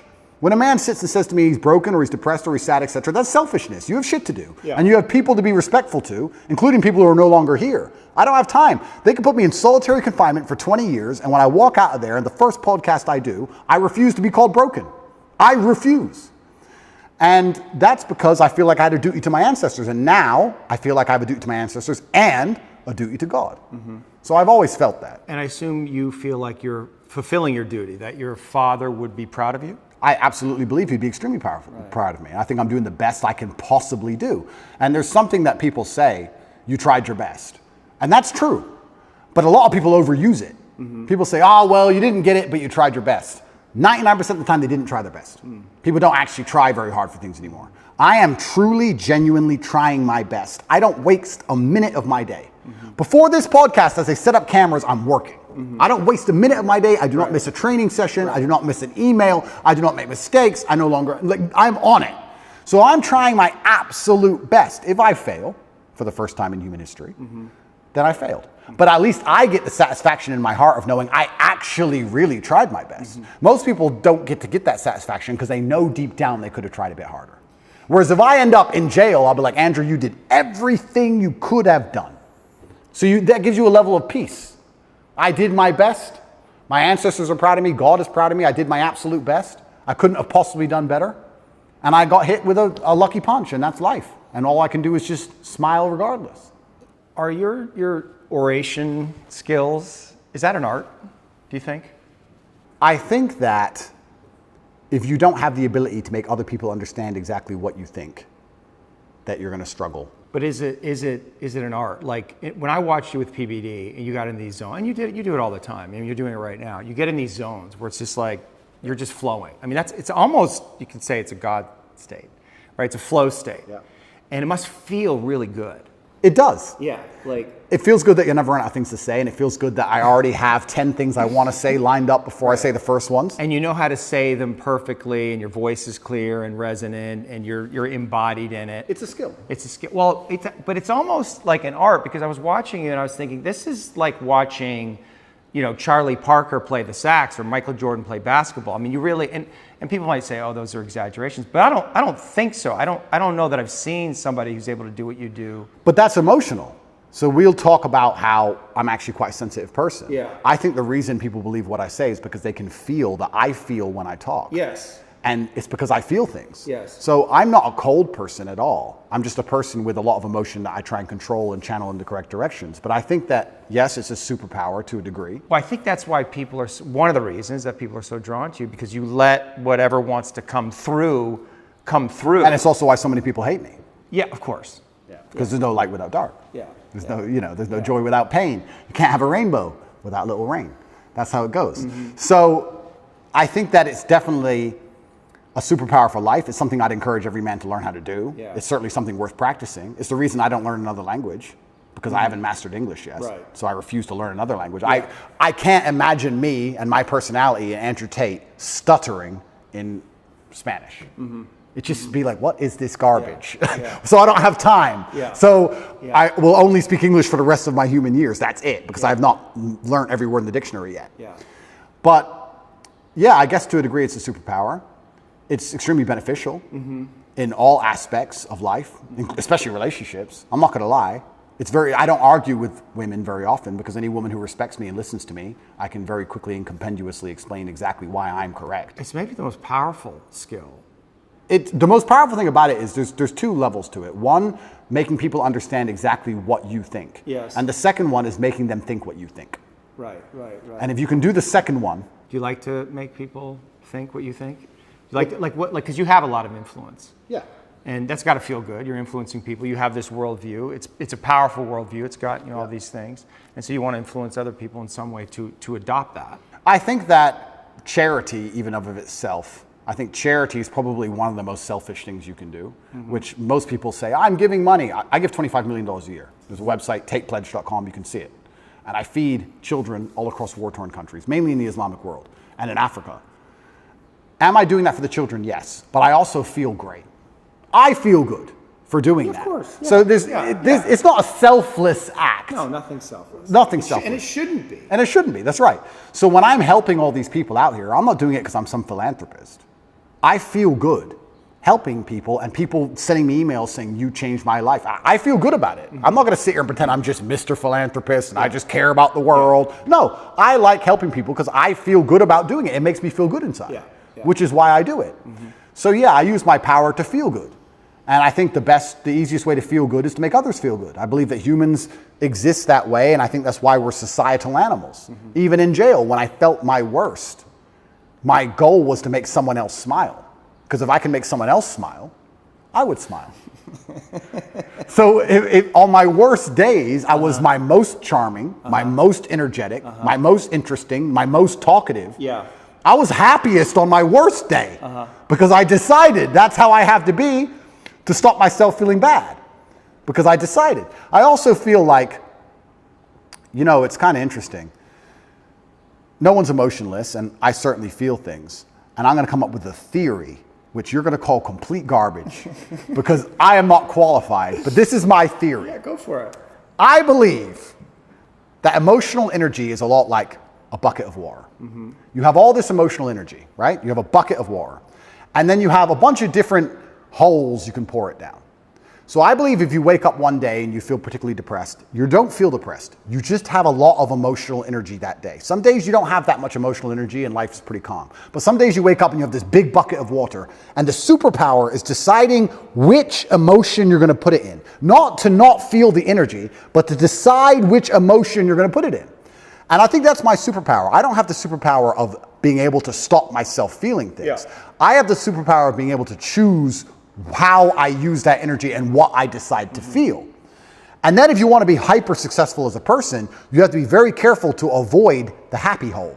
Because happy is what everyone thinks they would choose. If you had this emotional energy and could choose any emotion, you'd choose happy. But if you choose happy, you don't get much done. What do you choose? I choose if I had to choose how I wanted to feel all the time, I would choose proud. And proud means you have to work. Proud means you have to do things. You have to achieve things. If you want to be proud and be realistic, you have to do fantastic things. So my default favorite emotion is proud. Right. That's how I'm happiest when I feel proud about anything. Well, and the organism releases dopamine in the brain when we do hard work Which is and why I accomplish have to win. tasks. I have to win all the time. yeah. I love proud. To feel good. You do it to feel good. Yeah. I don't like happy. If I feel happy, giddish happiness like a child or like a females usually default to happy. They don't care how they get there. They just want to get there. Right. They just want to feel happy. Right. I avoid the happy hole because I think people who are desperate to only feel happy are the ones who are addicts. Gambling addicts, drug addicts, drink too much, do dumb shit. It's all temporary, no delayed gratification. That's how you destroy your life, choosing the happy hole. So we were talking earlier about jail and how when I felt particularly bad, I'd wake up with a whole bunch of emotional energy. It's unchanneled, it's a bit wild, so I guess that can be perceived as sad you're out of or your depressed. routine, You're out of your routine. So I would sit and go, okay, I have all this emotional energy today, where am I going to put it? And I'd put it in a place where perhaps on that day I might feel happy, or perhaps I'd choose something else, but I would try my very best to take all the energy and put it into a place where feeling that emotion was the most competitive emotion, or was the perfect emotion for me to be as competitive as possible in that particular scenario. So yeah, on days where I woke up and I felt a little bit sad, I'd be like, okay, I'm going to turn the charm on today. I'm going to make everybody laugh. Right. And by the end of the day, I felt fantastic. Do you think God wants to break you? If God wants to break me, he's going to do it. Because we said, wants- right, yeah, the hero's maybe he journey, wants there to. must be death and rebirth. So what, like something, you have to be broken. At some point, you must be broken. You can't fulfill your mission without being broken. And whatever that is, it has to terrify you. But can't I be semi-broken or semi-close to broken and back from the edge? Back from the edge? Death and rebirth. That's the archetype, right? And what does that require? It means going into the cave and facing your dragon, which is your deepest fear, and feeling like it's going to kill you, and then entering into the void of nothingness, and then coming out the other side, reborn. And in that place where you're reborn, you're going to know things that you did not know sitting right here. And you're going to have a much bigger perspective, right? I mean, you agree with that template, right? I agree with it, but I feel like I can just, I don't feel like I... Get around that? Not get around it, but I don't ever have to fully die. Like, I can just come close enough times. Like, I'm not going to underplay... No, of course. But I'm not going to underplay how significantly difficult my jail experience was. Yeah, because you also- do talk about like how tough you were, you managed it, and I guess I believe that. I'm not, but there had to be moments where you're just like, It was terrible. despair, No, it was absolutely terrible. or fear, or like, But this is very interesting into your death and rebirth point, because when it felt completely terrible, I do have the emotional control to not feel that. But I decided to let myself feel it because I felt like I wouldn't learn as much if I turned my brain off. That's right. So I've talked on PBD about Tristan.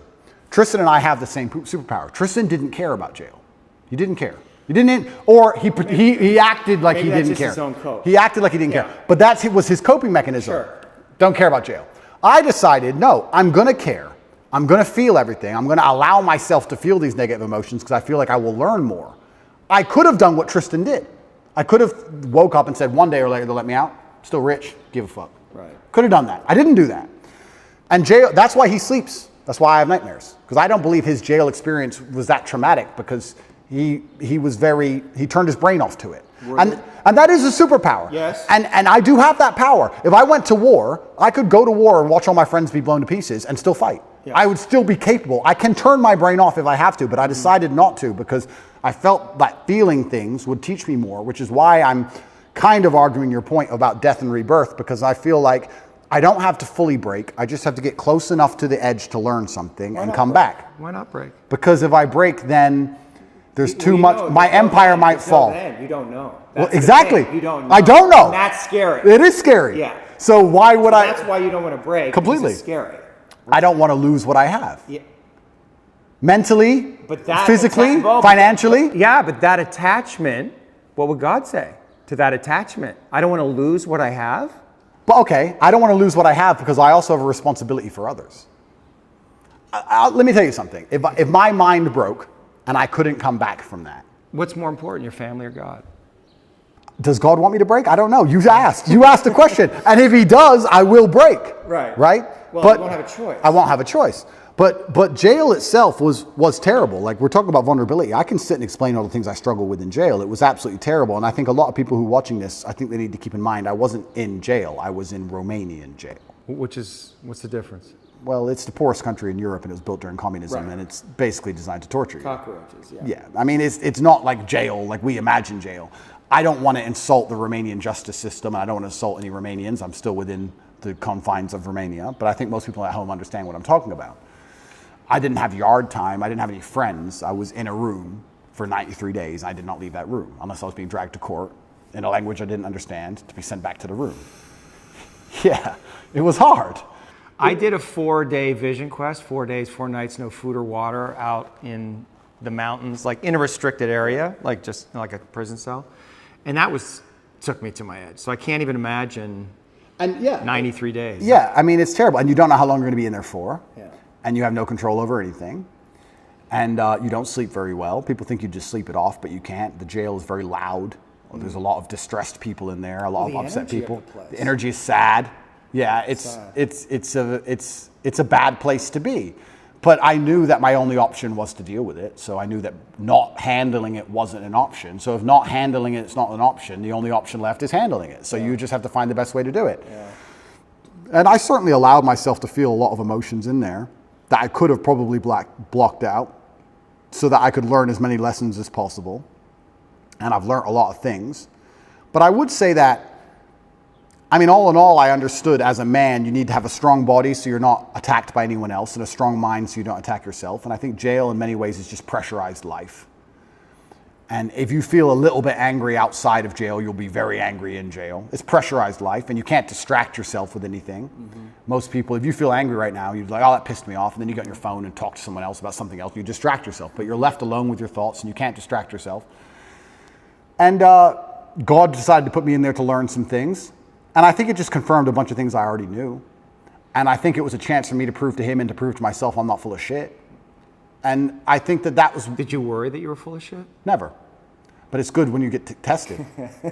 No, but this is actually the truth. Top G, right? It's a name, it's a nickname, blah, blah, blah, Top G.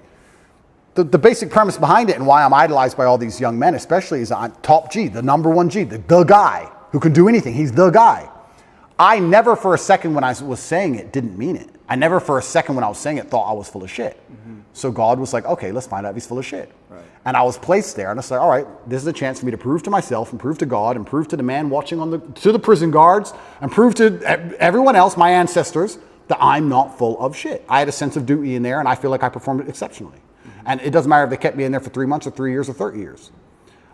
I have to perform. That's who I am. And I will default to rationalizing, as you said, whatever it takes. I will come up with any rationale and I will say it in any way which is interesting and engaging and convincing enough to the outside world and to myself to install it in my brain that allows me to compete. That's just what I'm going to do because I don't want to lose anything ever. Yeah. And life, perhaps if we want to extrapolate this out, perhaps God's trying to break all of us.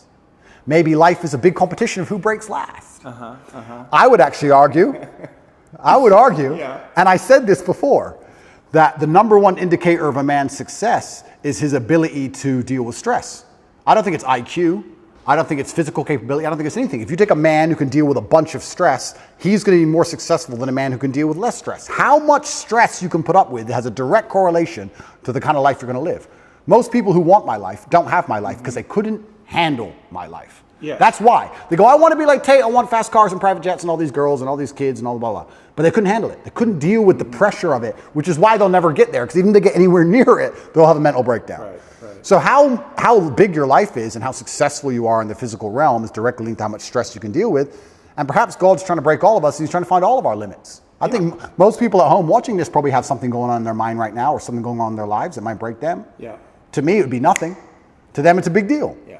So God's out here to break all of us, and I want to be the guy who breaks last. Well, maybe he's trying to make us stronger. Give us tests to help us evolve, to help us grow, to help us know him more. Absolutely. So let's assume that's what God is doing. To a degree, he's trying to see where all of us would break. You have two responses to that. You can either be intimidated by the fact that God is out there trying to make your life difficult, or you can be excited by the idea of it and saying, this is my chance to prove myself to God. Right. Which is what I was saying earlier on in the very beginning of our podcast, why I've adopted the mindset where struggle is semi-exciting to me. Yeah. God is out here trying to ask me questions or put me through scenarios where I get to prove myself to him, and perhaps that's why all the bad things happen. Maybe that's why that girl left you. Maybe that's why he made you love her so much, so that she could break your heart and fuck your best friend on purpose, so that to see how close you could come to breaking. Maybe that's what it's all about. Well, maybe that's the fun of it. The mantra that I use is, yes, thank you. Whatever comes, yes, thank you. And yes is an acceptance to God, and thank you is gratitude for what's happening. And that mindset is a kind of surrender to God's will. Yeah. Do you struggle between, your will is very strong. Yeah. And I can feel the place where you like to impose your will in the world. Yeah. So your will versus God's will. Well, he'll win. Are you in a fight with God on some level, like not literally, but unconsciously, between his will and your will? No, I think I am doing his will. I think I am doing his will, which is what it takes to be truly successful in the world. I do believe that the moral arc of the universe does bend towards truth. And that's not my saying. I think that's Martin Luther King's. But I think that it bends towards truth and justice in the end. I think that the battles we are currently fighting in society, which look hopeless, in the end can be won.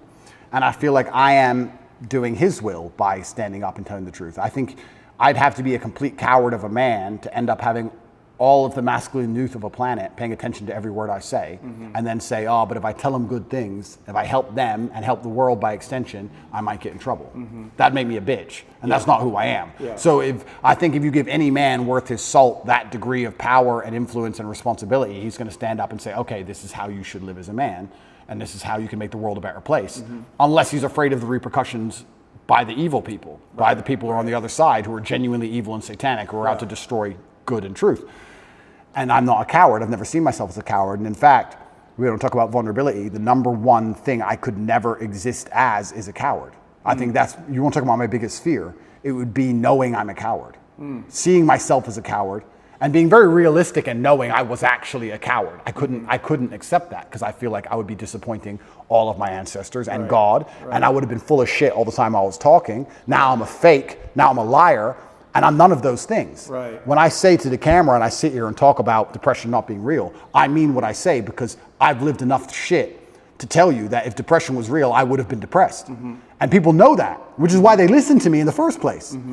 I would hate to look in the mirror and know I acted like a coward on that scenario. I can't be that person. Right. So Courage is the highest virtue, I think. you think so? Courage, love. Well, I like to think of myself as a man with plenty of love in his life, and a very loving man. I also like to think of myself as an extremely brave person. I've never been a coward, and even just the idea of being a coward is enough to motivate me to do nearly anything.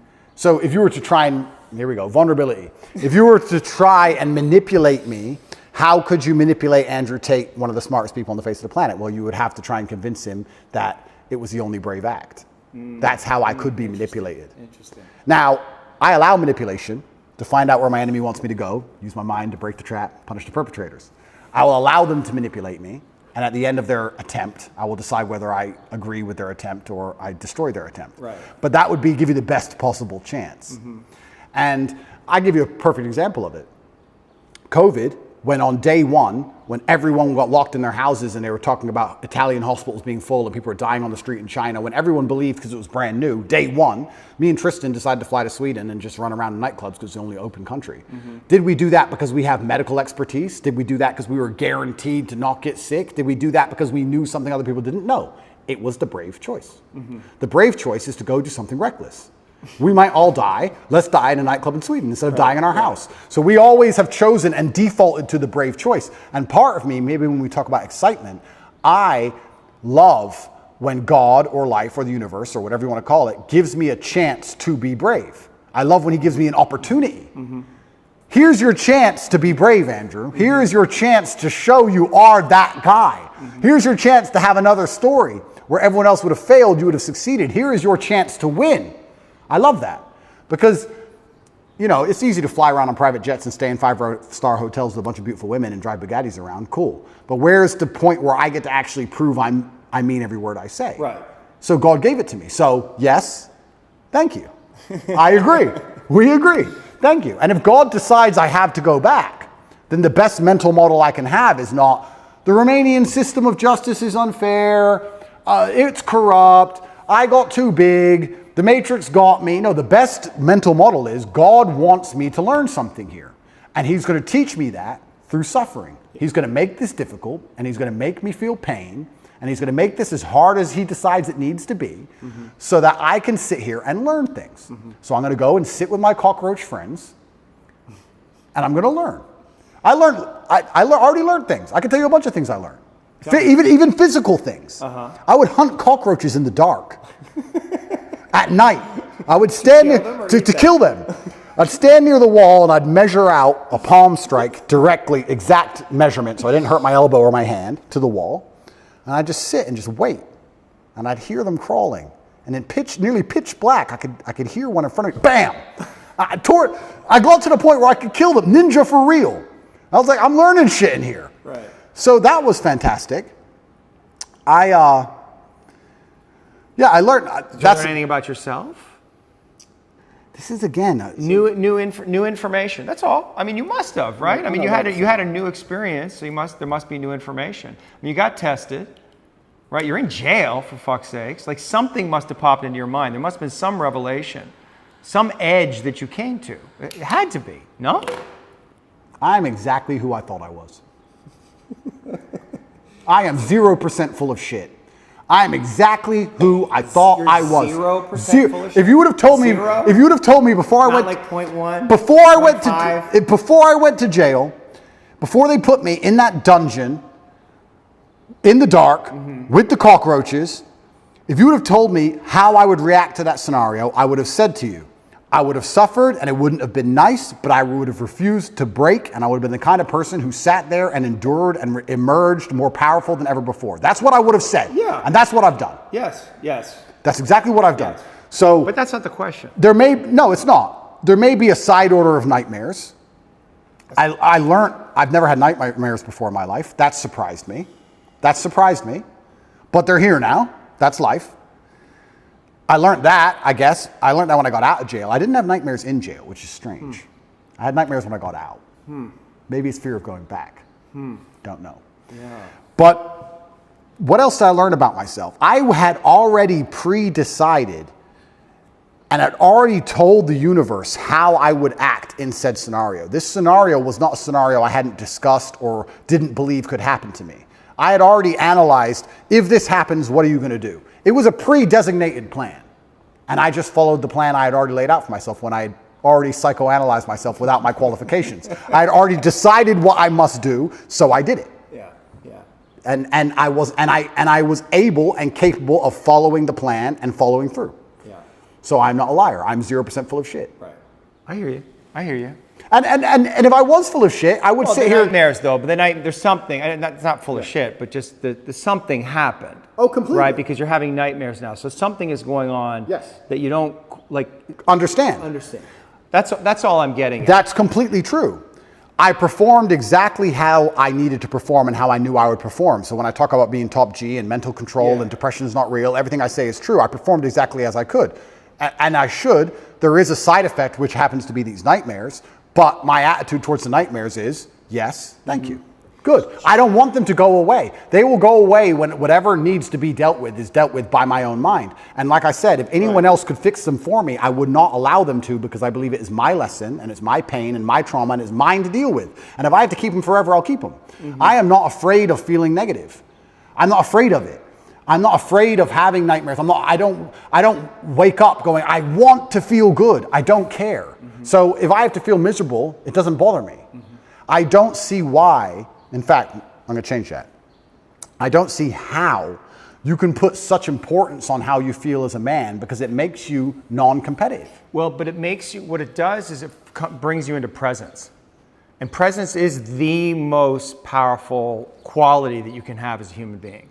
And if you are not in touch with your feelings, if you disown them or you rationalize them in some way, you're not fully present. Completely agree. Right? So the reason we want to connect with the places we have fear or pain or sadness, right? Or anger, whatever it is, it's not to feel it and let ourselves be a slave to it. It's just to let it come into our conscious awareness to know what it is. There's information there. It's data, right? And if we can be present with all that we feel, right, we're much more powerful beings. Now, it's super interesting you said that, because you're right. Because I wouldn't consider myself a present person. I am always thinking about what must be done. I'm thinking about Interesting. Always. That you would confess that. You're not a present person. No, I'm not present. If I'm present in the moment, I'm either on my computer talking to someone else millions of miles away, or dealing with something else, or I'm doing this podcasting about how I have to spar afterwards, and then I've got a friend coming at 8:15 tonight. I have to see. I'm not present because things must be done, and they must be organized. I am not competitive if I'm present. I need to do things. Now, I'll agree with you. You're right. I'm very rarely present. But here's my frame for presence, right? The reason I'm not all the way present, which is all the way here, is because there's something here that I don't want to feel. No, I would say there's two scenarios in which I am very present. And we'll talk about them in a second. But I'm not a very present person. But I have sacrificed the idea of feeling presence and feeling happy in the moment for, let's say, absolute capability and legacy. But would you agree that being more present would give you more power? In certain scenarios. Well, look, I think that might be the reason I love fighting so much, because that's the only time I feel present. Right. Because I have to be right there, because one, I'm in pain, and two, if I'm not, I'm going to be asleep. Are you not present right now? I am. Are you present with me? I'm paying attention.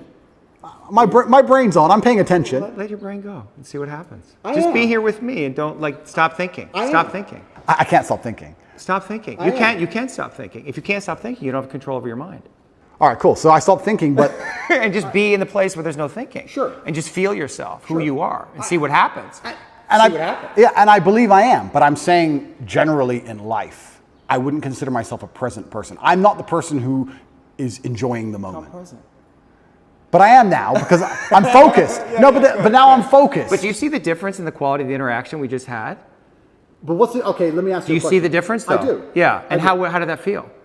It felt fine, but what's the difference? Fine. What's the difference? But what's the difference? But weren't we more connected in some way? Isn't there more possibility to get to something deeper or something more truthful there when your mind is not constantly running? But I haven't lied to you. I'm not saying you've lied to me. Yeah. I'm not saying you've lied to me. I just said there's other levels, there's other layers, right? Is there? Is there? You get to it. That's why you fight. It's what you said, because it gets you out of your mind, fully in your body. And when you're fighting, you're in that zone. Some of their intelligence opens up, though. Yes. You're doing things. You can feel that guy, and you can miss the punch and you don't even know why. Correct. Right? And so that is available all the time if you're willing to get present.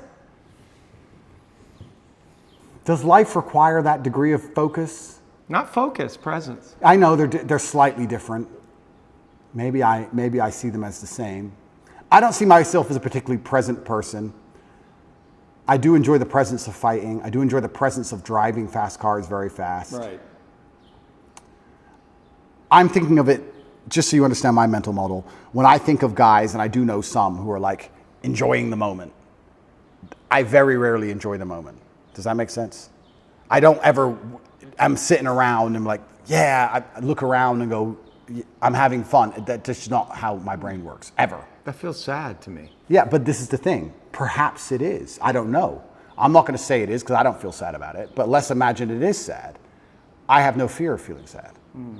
If someone were to say to me, Andrew, you're going to enjoy the moment less because you're constantly preoccupied with running an empire that most people wouldn't believe is as large as you say it is, even if you told them. And you're going to have unlimited offspring who adore you. And you're going to have unlimited female interaction from women who truly would die for you. And you're going to be one of the most respected men on the planet. And you're going to have street cred in every city from Baltimore to Berlin. And you're going to end up going through all these trials and tribulations. And they're going to talk about your name after you're dead for hundreds of years. But you're not going to be present in the moment. Would you take that? And I would say, yes, sir, I would. Give that to me. I can't be present because there's too much happening. How can I be present? How can I be present with hundreds of millions of dollars and DCOT trying to put me in jail? And how can I be present? I've got things happening in my brain. I can't be present. I've got things to deal with. I've got problems. So I've sacrificed presence. But maybe you have a mental model that says I can't be all the way present and do all of those things. And maybe that model is incorrect. Well, presence is if you're truly present, then you're not worried about anything outside of the moment you're in. Not necessarily. How does that work? This I'm interested in. Yeah, I mean, because the presence, right? You can let your consciousness go out, right? And you can be aware of everything, right? I'm perspicacious is one of my favorite words. I am aware of what's happening. Yeah. I'm just not particularly interested in it. So I will sit at a table where everyone's having a conversation, and I'll sit on my laptop, and I'll chime up once every hour. I hear every word. I've analyzed every word. I know who's right. I know who's wrong. I know what I could have said. I know whose brain I could have changed, what mind I could have affected. I've already considered if it's worth doing, but I'd rather do my work, and I'll ignore it all until I pop up and say 3 words and control the entire conversation and go back to my laptop. Yeah. I'm aware of everything. I'm just not particularly present because I feel like I've built a life which is so large that it's hard for me to be present in the moment. I'm present with my children for an hour or 2, and then it's like, okay, back to work. Right. So, Was your father present with you? no. But I don't think. But then this again. I'm just saying, as a psychotherapist, when somebody said that, you said that he wasn't present with you. That must have been. That didn't bother me at all. It didn't bother you? No. He had things to do. He's a full-grown man. I mean, we could talk about the haircut tweet, but I didn't understand, your history that you were raised by a single mother. Your father wasn't around. Yeah. So you see him once a year? About that, yeah. When we lived in America up to the age of 11, I saw him more often, once or twice a month maybe, and then When did they split? I was 10 when they left. But I always understood he's very busy and has a lot to do. So I never... Can you see how the boy might interpret that as my father doesn't care about me? No. You can see how, I understand you sitting here right now, but you understand like a little boy I think a little boy... might think, where's daddy? I want daddy. I'm here alone with mom. And he might be right, because some fathers may not care. But my father did care. Right. He was just very busy. But it must have been confusing for you. No. Not for the little boy? No. Like bring I'm being honest. I'm being honest. It wasn't. Okay. I never or you cut off, or those feelings were so painful, overwhelming, you cut off from them so quickly and then created this mindset to deal with. I never for a second felt like he didn't care about me, ever. I never felt that. It didn't cross my mind. Consciously. Consciously. But is it possible that unconsciously you might have a different belief? Son. And that on some level, some of what you're doing in the world is motivated by that, like wanting to win the love of your father? I think that is semi-true, but I'll tell you, I think that's fine. No. Fine. That's semi-true. Judgment. That's semi-true because I believe I have a duty to my ancestors. I don't think it's coming from a place of I'm broken trying to fix myself. I think I have the last name Tate. It was bestowed upon me, and I have responsibilities to live up to the last name Tate. Yeah. I do believe I have a duty to my ancestors. So is that trying to win the love of my father? Perhaps.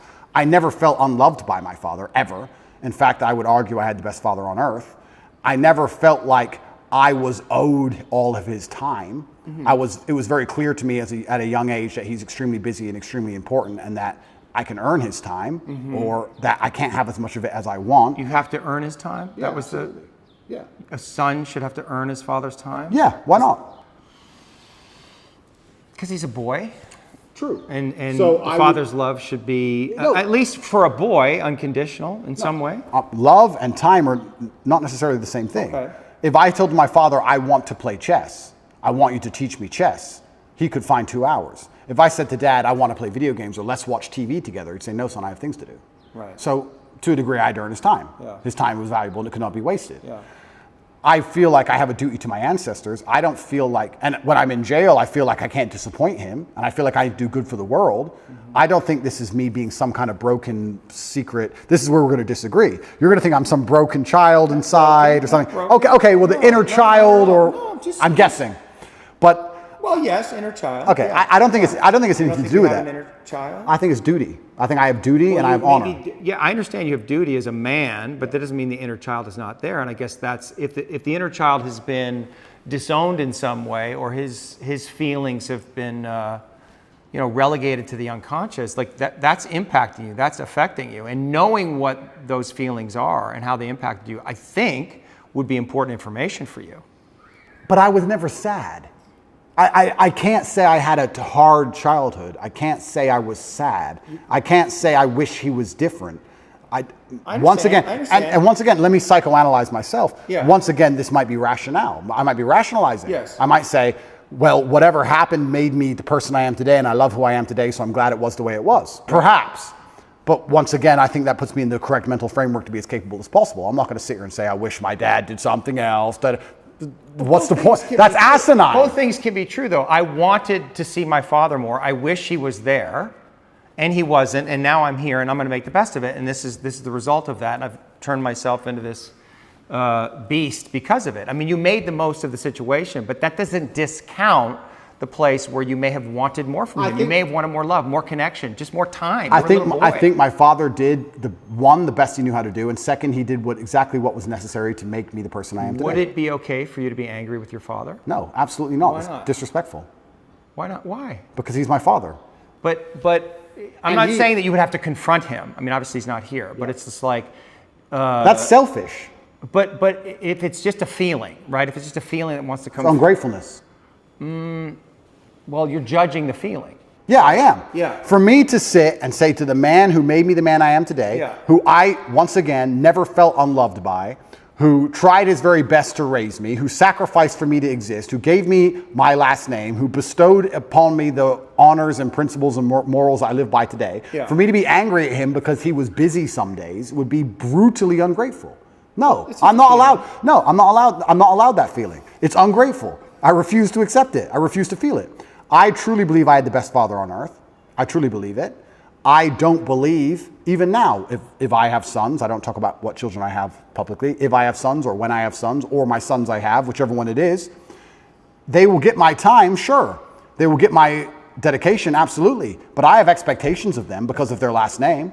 And they're going to have my time while we're working towards something fantastic. I'm not going to just sit around with my kids just for hours because they just deserve it. There's no participation trophies in the Tate household. Right. And time is a trophy, and it must be earned, like everything else in life. So I'm not going to sit and have sons and go, well, he's my son, so we're just going to all day do fucking nothing. No, we're going to all day do something important. For sure. Or I'm going to go do something important.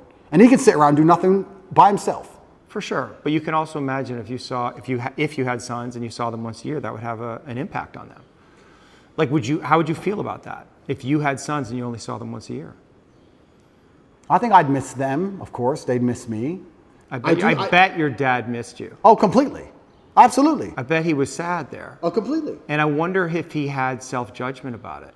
I wonder if he questioned himself. Well, I think as a man... Because would you do that? Well, as a man, you have to make a choice. And I think it used to be more binary than it is today because of the nature of money and empire and how things work. But as a man, you have to make a choice. You either go to war and come back with stories, or you sit at home all day and be a second mother, and then you're not a man. You have to find the balance between the two, right? Yeah.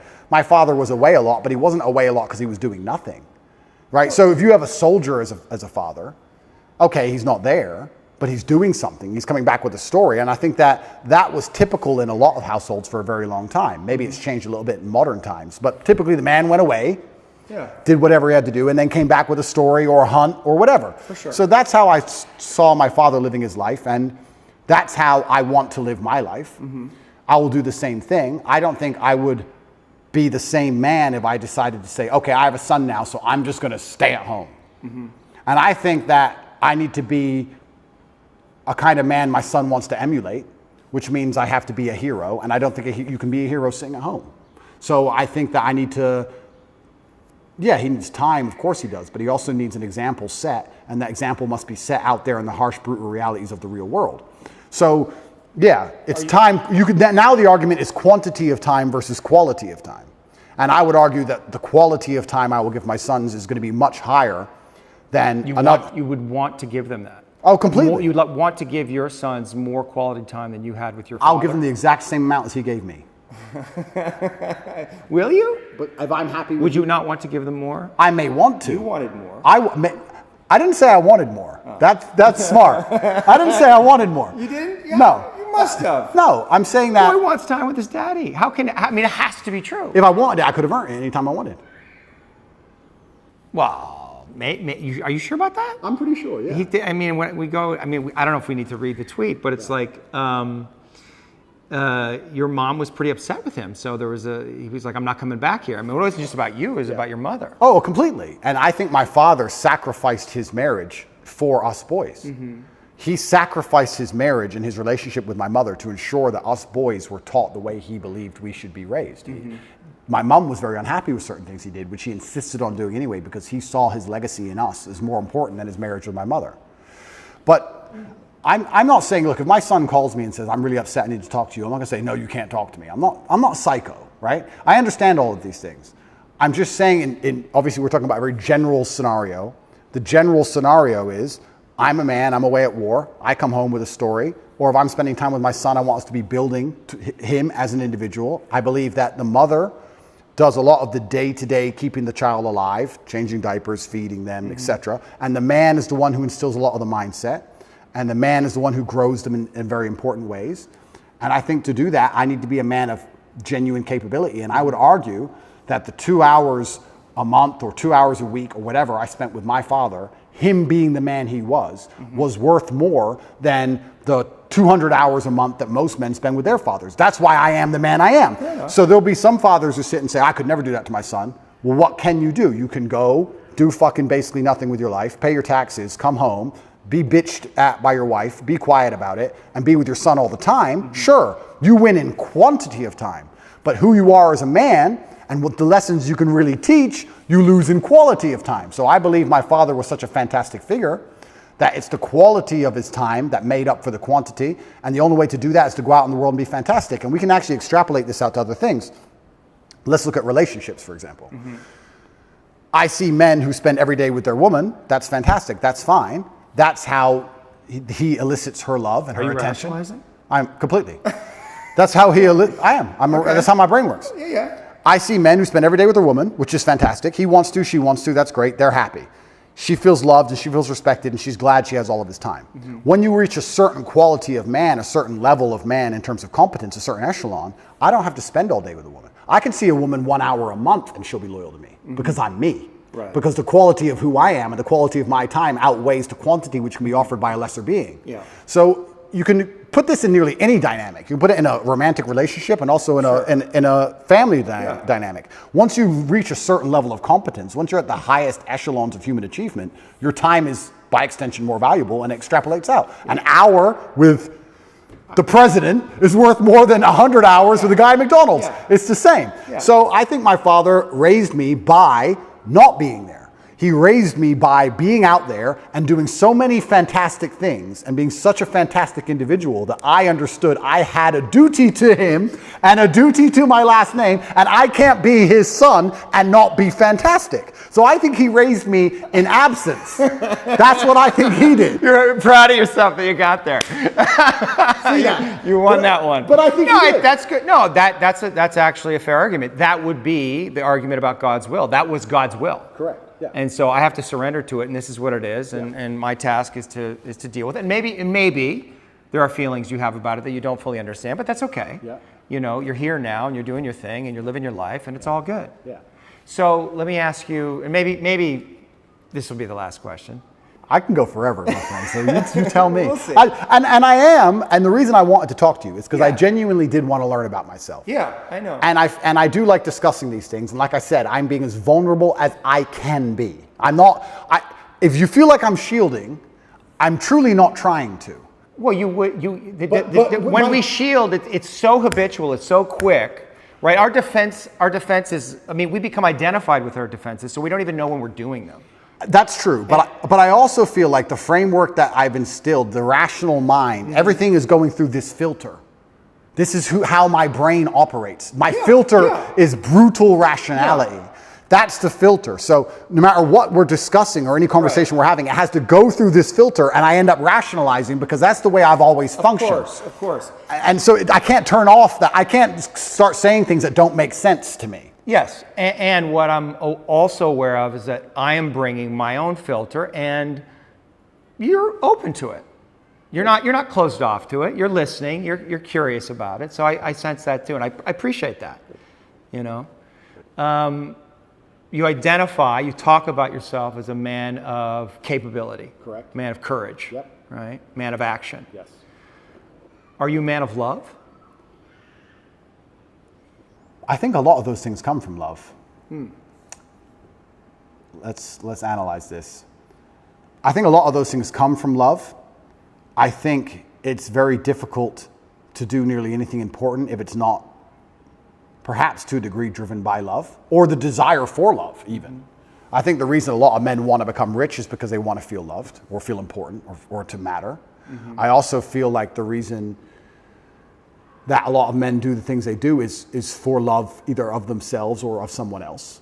I think the reason men go to work is because they love their family. The reason you go to the gym is because you love yourself. I think that love is a very powerful driving force. I certainly feel love. My world is full of love. Like, I would argue I'm one of the most loved people on the planet. Like, if I check my phone, it's just love. Yeah. It's endless emails of people I don't know who love me, endless females who do know me love me, endless pictures of children saying they miss me. Like, I'm a very loved person in a very loved world. I love a lot of people.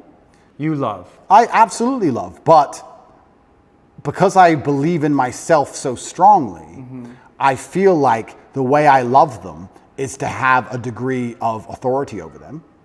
Not in a crazy psychopathic way, but in a I love you, so you should do this. Right. I love you, so act this way. I love you, so don't do that. Almost in the same way a parent loves a child. You love your child, so you don't let them eat candy all day, because you love them. Yeah. I'm like that with everyone in my life, because I see myself as the most competent person on the planet. So I'm like, I love you, I care about you. You shouldn't do this way. Right. Because you may think you know better, but you don't. You don't know better than me. I know best, and this is how it should be for anyone I care about. I guess the reason I asked the question is, can you defeat the Matrix by fighting it? Or can you only defeat the Matrix through love? Absolutely, that's a very astute question, and you're asking because you already know the answer. And you already know the answer. Of course, only love can win. Yeah. Only love can win. Yeah. And it's the most powerful driving force on the face of the planet. It always has been. And it's only when people are going to wake up and have a true love for themselves and love for their community and love for their children and love for these things that we're going to start to resist the evil and the Satanism and the insanity which is coming in the world today. But I believe, as a man at least, your love only has value when you're capable.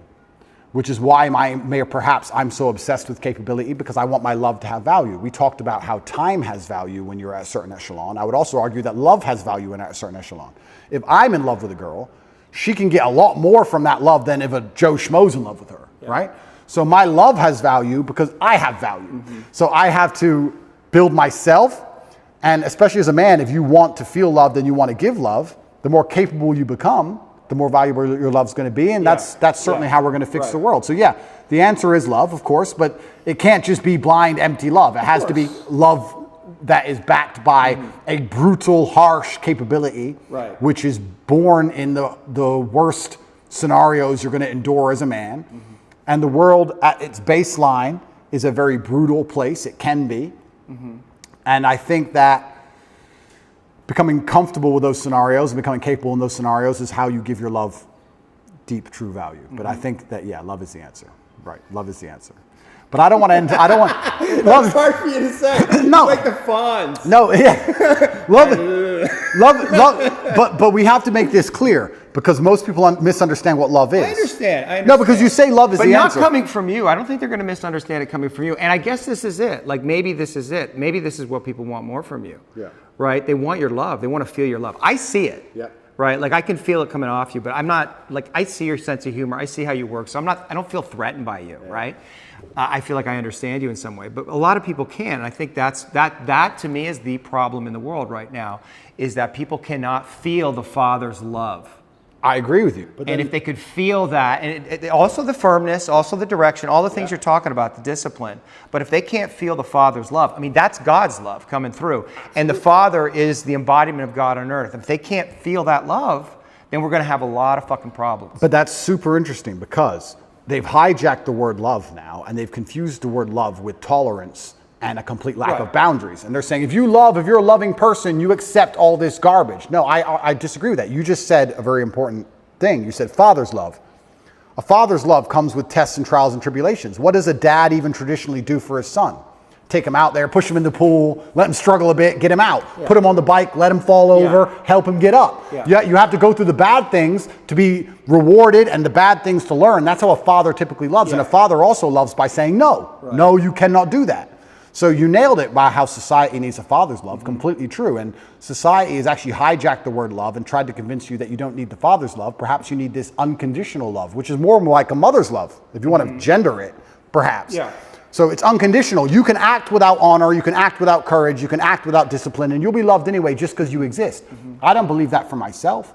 I believe if I remove all of my morality, I will not just be loved by default, not by my family, not by God, not by society. I don't believe that. And the people who do believe that, who think I should be loved just for existing, regardless of how I act and what I think, those are some of the most evil people on the planet. I truly believe. And they're also some of the most unsuccessful and unspectacular. And they're the people who are out here genuinely trying to change society in a direction which has never been tested, which I believe is going to lead down to the depths of hell, truly. I think it's evil.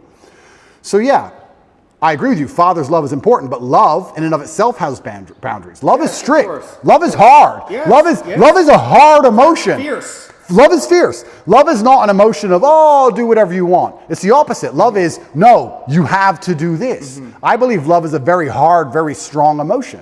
And if I think of how, let's say I have two women, one I love, one I don't love, and I enjoy both of their company, I'm harder on the one I love. I expect more from her in terms of how she acts. I expect more from her in terms of how she speaks to me.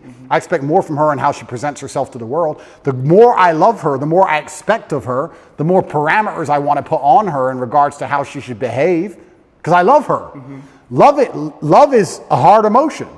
So yeah, love wins, but not in the way that people think love. They've hijacked the word love and convinced people that love means, oh, I tolerate everything. Right. That's not love. I agree, and it goes back to this, what we were talking about with presence. I wonder, and I'm just having this thought now, that if we come all the way into presence, if we allow ourselves to be all the way here and feel everything that's here, that is actually the thing that we would feel, love. Like God, which is, you could say God is love. And maybe, that's the scariest thing. That's the edge. Because if we're fully surrendered to that, like we're in that flow state, that is the dissolution of the ego, a letting go of all the things that we have, and we have to be in that place. And so maybe that to me is like, you know, if you want to defeat the Matrix, right? Like if you want to become Neo, I think that's what it is. Interesting. And what I will do, and I will take away from this conversation, is I definitely have moments of presence. I mean, I'm human. I do have like a couple minutes where I sit and just look around and go, you know, life's not all that bad, of course. But I will perhaps try and dedicate a little bit more time. Maybe I can I'll see if I can allocate 3 minutes instead of 2 towards presence and see how that makes me feel overall. It's interesting that you said when you're present, you feel love. I actually completely agree with that. I can't think of a time I've been present and felt anything other than gratefulness. Just to look around and go, you know what? Everything's fine. In fact, even in jail that happened. Even in jail, I had moments of presence, and I looked around and go, this is not nearly as bad as like the media is saying it is, and the women on the phone are crying, and everyone's panicking. You know what? I'm not in a trench. I'm probably not going to get blown up. If a fire started, could I get through that steel door? If anyone could, it's me. I'm not on a submarine in World War II. There's no depth charges. I'm not in a car crash. It's fine. Cup of tea. It's fine. I did have those moments, right? So when you come to a moment, when you come to a moment of presence, even in a terrible scenario, it often ends up love. You're right. And I certainly have felt them, and I certainly could do it. My rationale would be, my argument would be, does that make me more powerful? You're arguing it does, and maybe perhaps I need to try it. Whereas I would typically, up until this conversation, I would say, I don't have time for that. I have things to do. So that's where it all comes down to. And then it comes down to, like I said earlier, am I here as a human to enjoy my experience as a human and enjoy being in this vessel and have as much fun as possible and be as present as possible? Or am I here to make the biggest impact I can possibly make and build a legacy? And of course, probably like most things in life, the answer is somewhere in between the two. It's probably some balance. Perhaps I'm slightly out of balance, and that's why I am living the life I am. But I'm not unhappy with it. And if I was unhappy with it, it wouldn't change anything. But I actually do consider myself, I do genuinely consider myself one of, because I put no importance on emotion. And when I say that, I try and make people understand that when I say no importance, it doesn't affect how I act, so I don't see the point in talking about it. or I don't see the point in even acknowledging it Yeah. because it doesn't affect what I'm going to do for the day. So who cares, right? It doesn't matter if it's sunny or raining. If you're going to go to work, you're going to go to work. So why talk about the weather? So I don't put any importance on emotion, but I would actually call myself one of the happiest people on earth, not because I'm particularly happy, but because I'm just never sad. So if it's never dark, it must be light. If it's never cold, it must be hot. So when I say, I will say I'm one of the happiest people on earth, and people think, oh, he's happy all the time. No, I'm just never sad. Right. Never.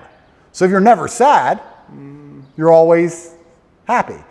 Another thing I will actually argue, not getting out of this early, not getting out of this easy. Oh, they got away with a win there. I would actually argue that Why are you arguing? What are you arguing? because maybe you won't disagree with me. Okay, I would also like to. I will just explain. When we're talking about how I've built my mental model and how I rationalize everything, one of the things I've done when I rationalize is I've changed the boundary of what I believe happy to be. So let's say happiness is this line on this table, right? Most people, this is the full spectrum of human emotion. This is absolute distraught because your parents just died. And this is extremely happy and giddish and you're laughing and jumping around like a child for whatever reason. Most people would probably put happy somewhere up here near the top. Yeah. Whereas I've just changed that bar. And I've just said, unless I'm truly distraught, unless I'm actually at the point where I can barely speak, let's move happiness down to here. Unless I'm truly distraught and something really bad's happened to me, I've already passed the threshold and I'm just a different level of happy. Yeah. Now, the more I talk to you, the more I realize that a lot of what I've done are just simply semantic tricks. Yeah. They're language tricks. Yeah. I've changed language tricks. If I'm not absolutely distraught, I am some version of happy. Therefore, I'm the happiest man on earth because I'm always some level of happy. Yeah. It's semantic tricks, but if it works, I mean, it could be a cheap language trick, but if the cheap language trick works, then it's more than a cheap language trick. Yeah. So I've also changed what I believe happy to be. I think that there's probably 5 or 6 times in your adult life you're going to be unhappy, and the rest of the time you're just a different level of happy. Maybe less happy, more happy, but you're all at some point of happy. If you can speak, you're happy enough, because when you're truly upset, you can't even talk. That's what I believe. Is that enough? Is that all I have to say?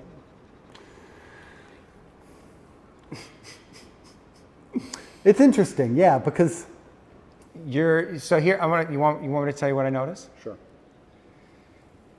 It is hard for you to stay present, Yeah.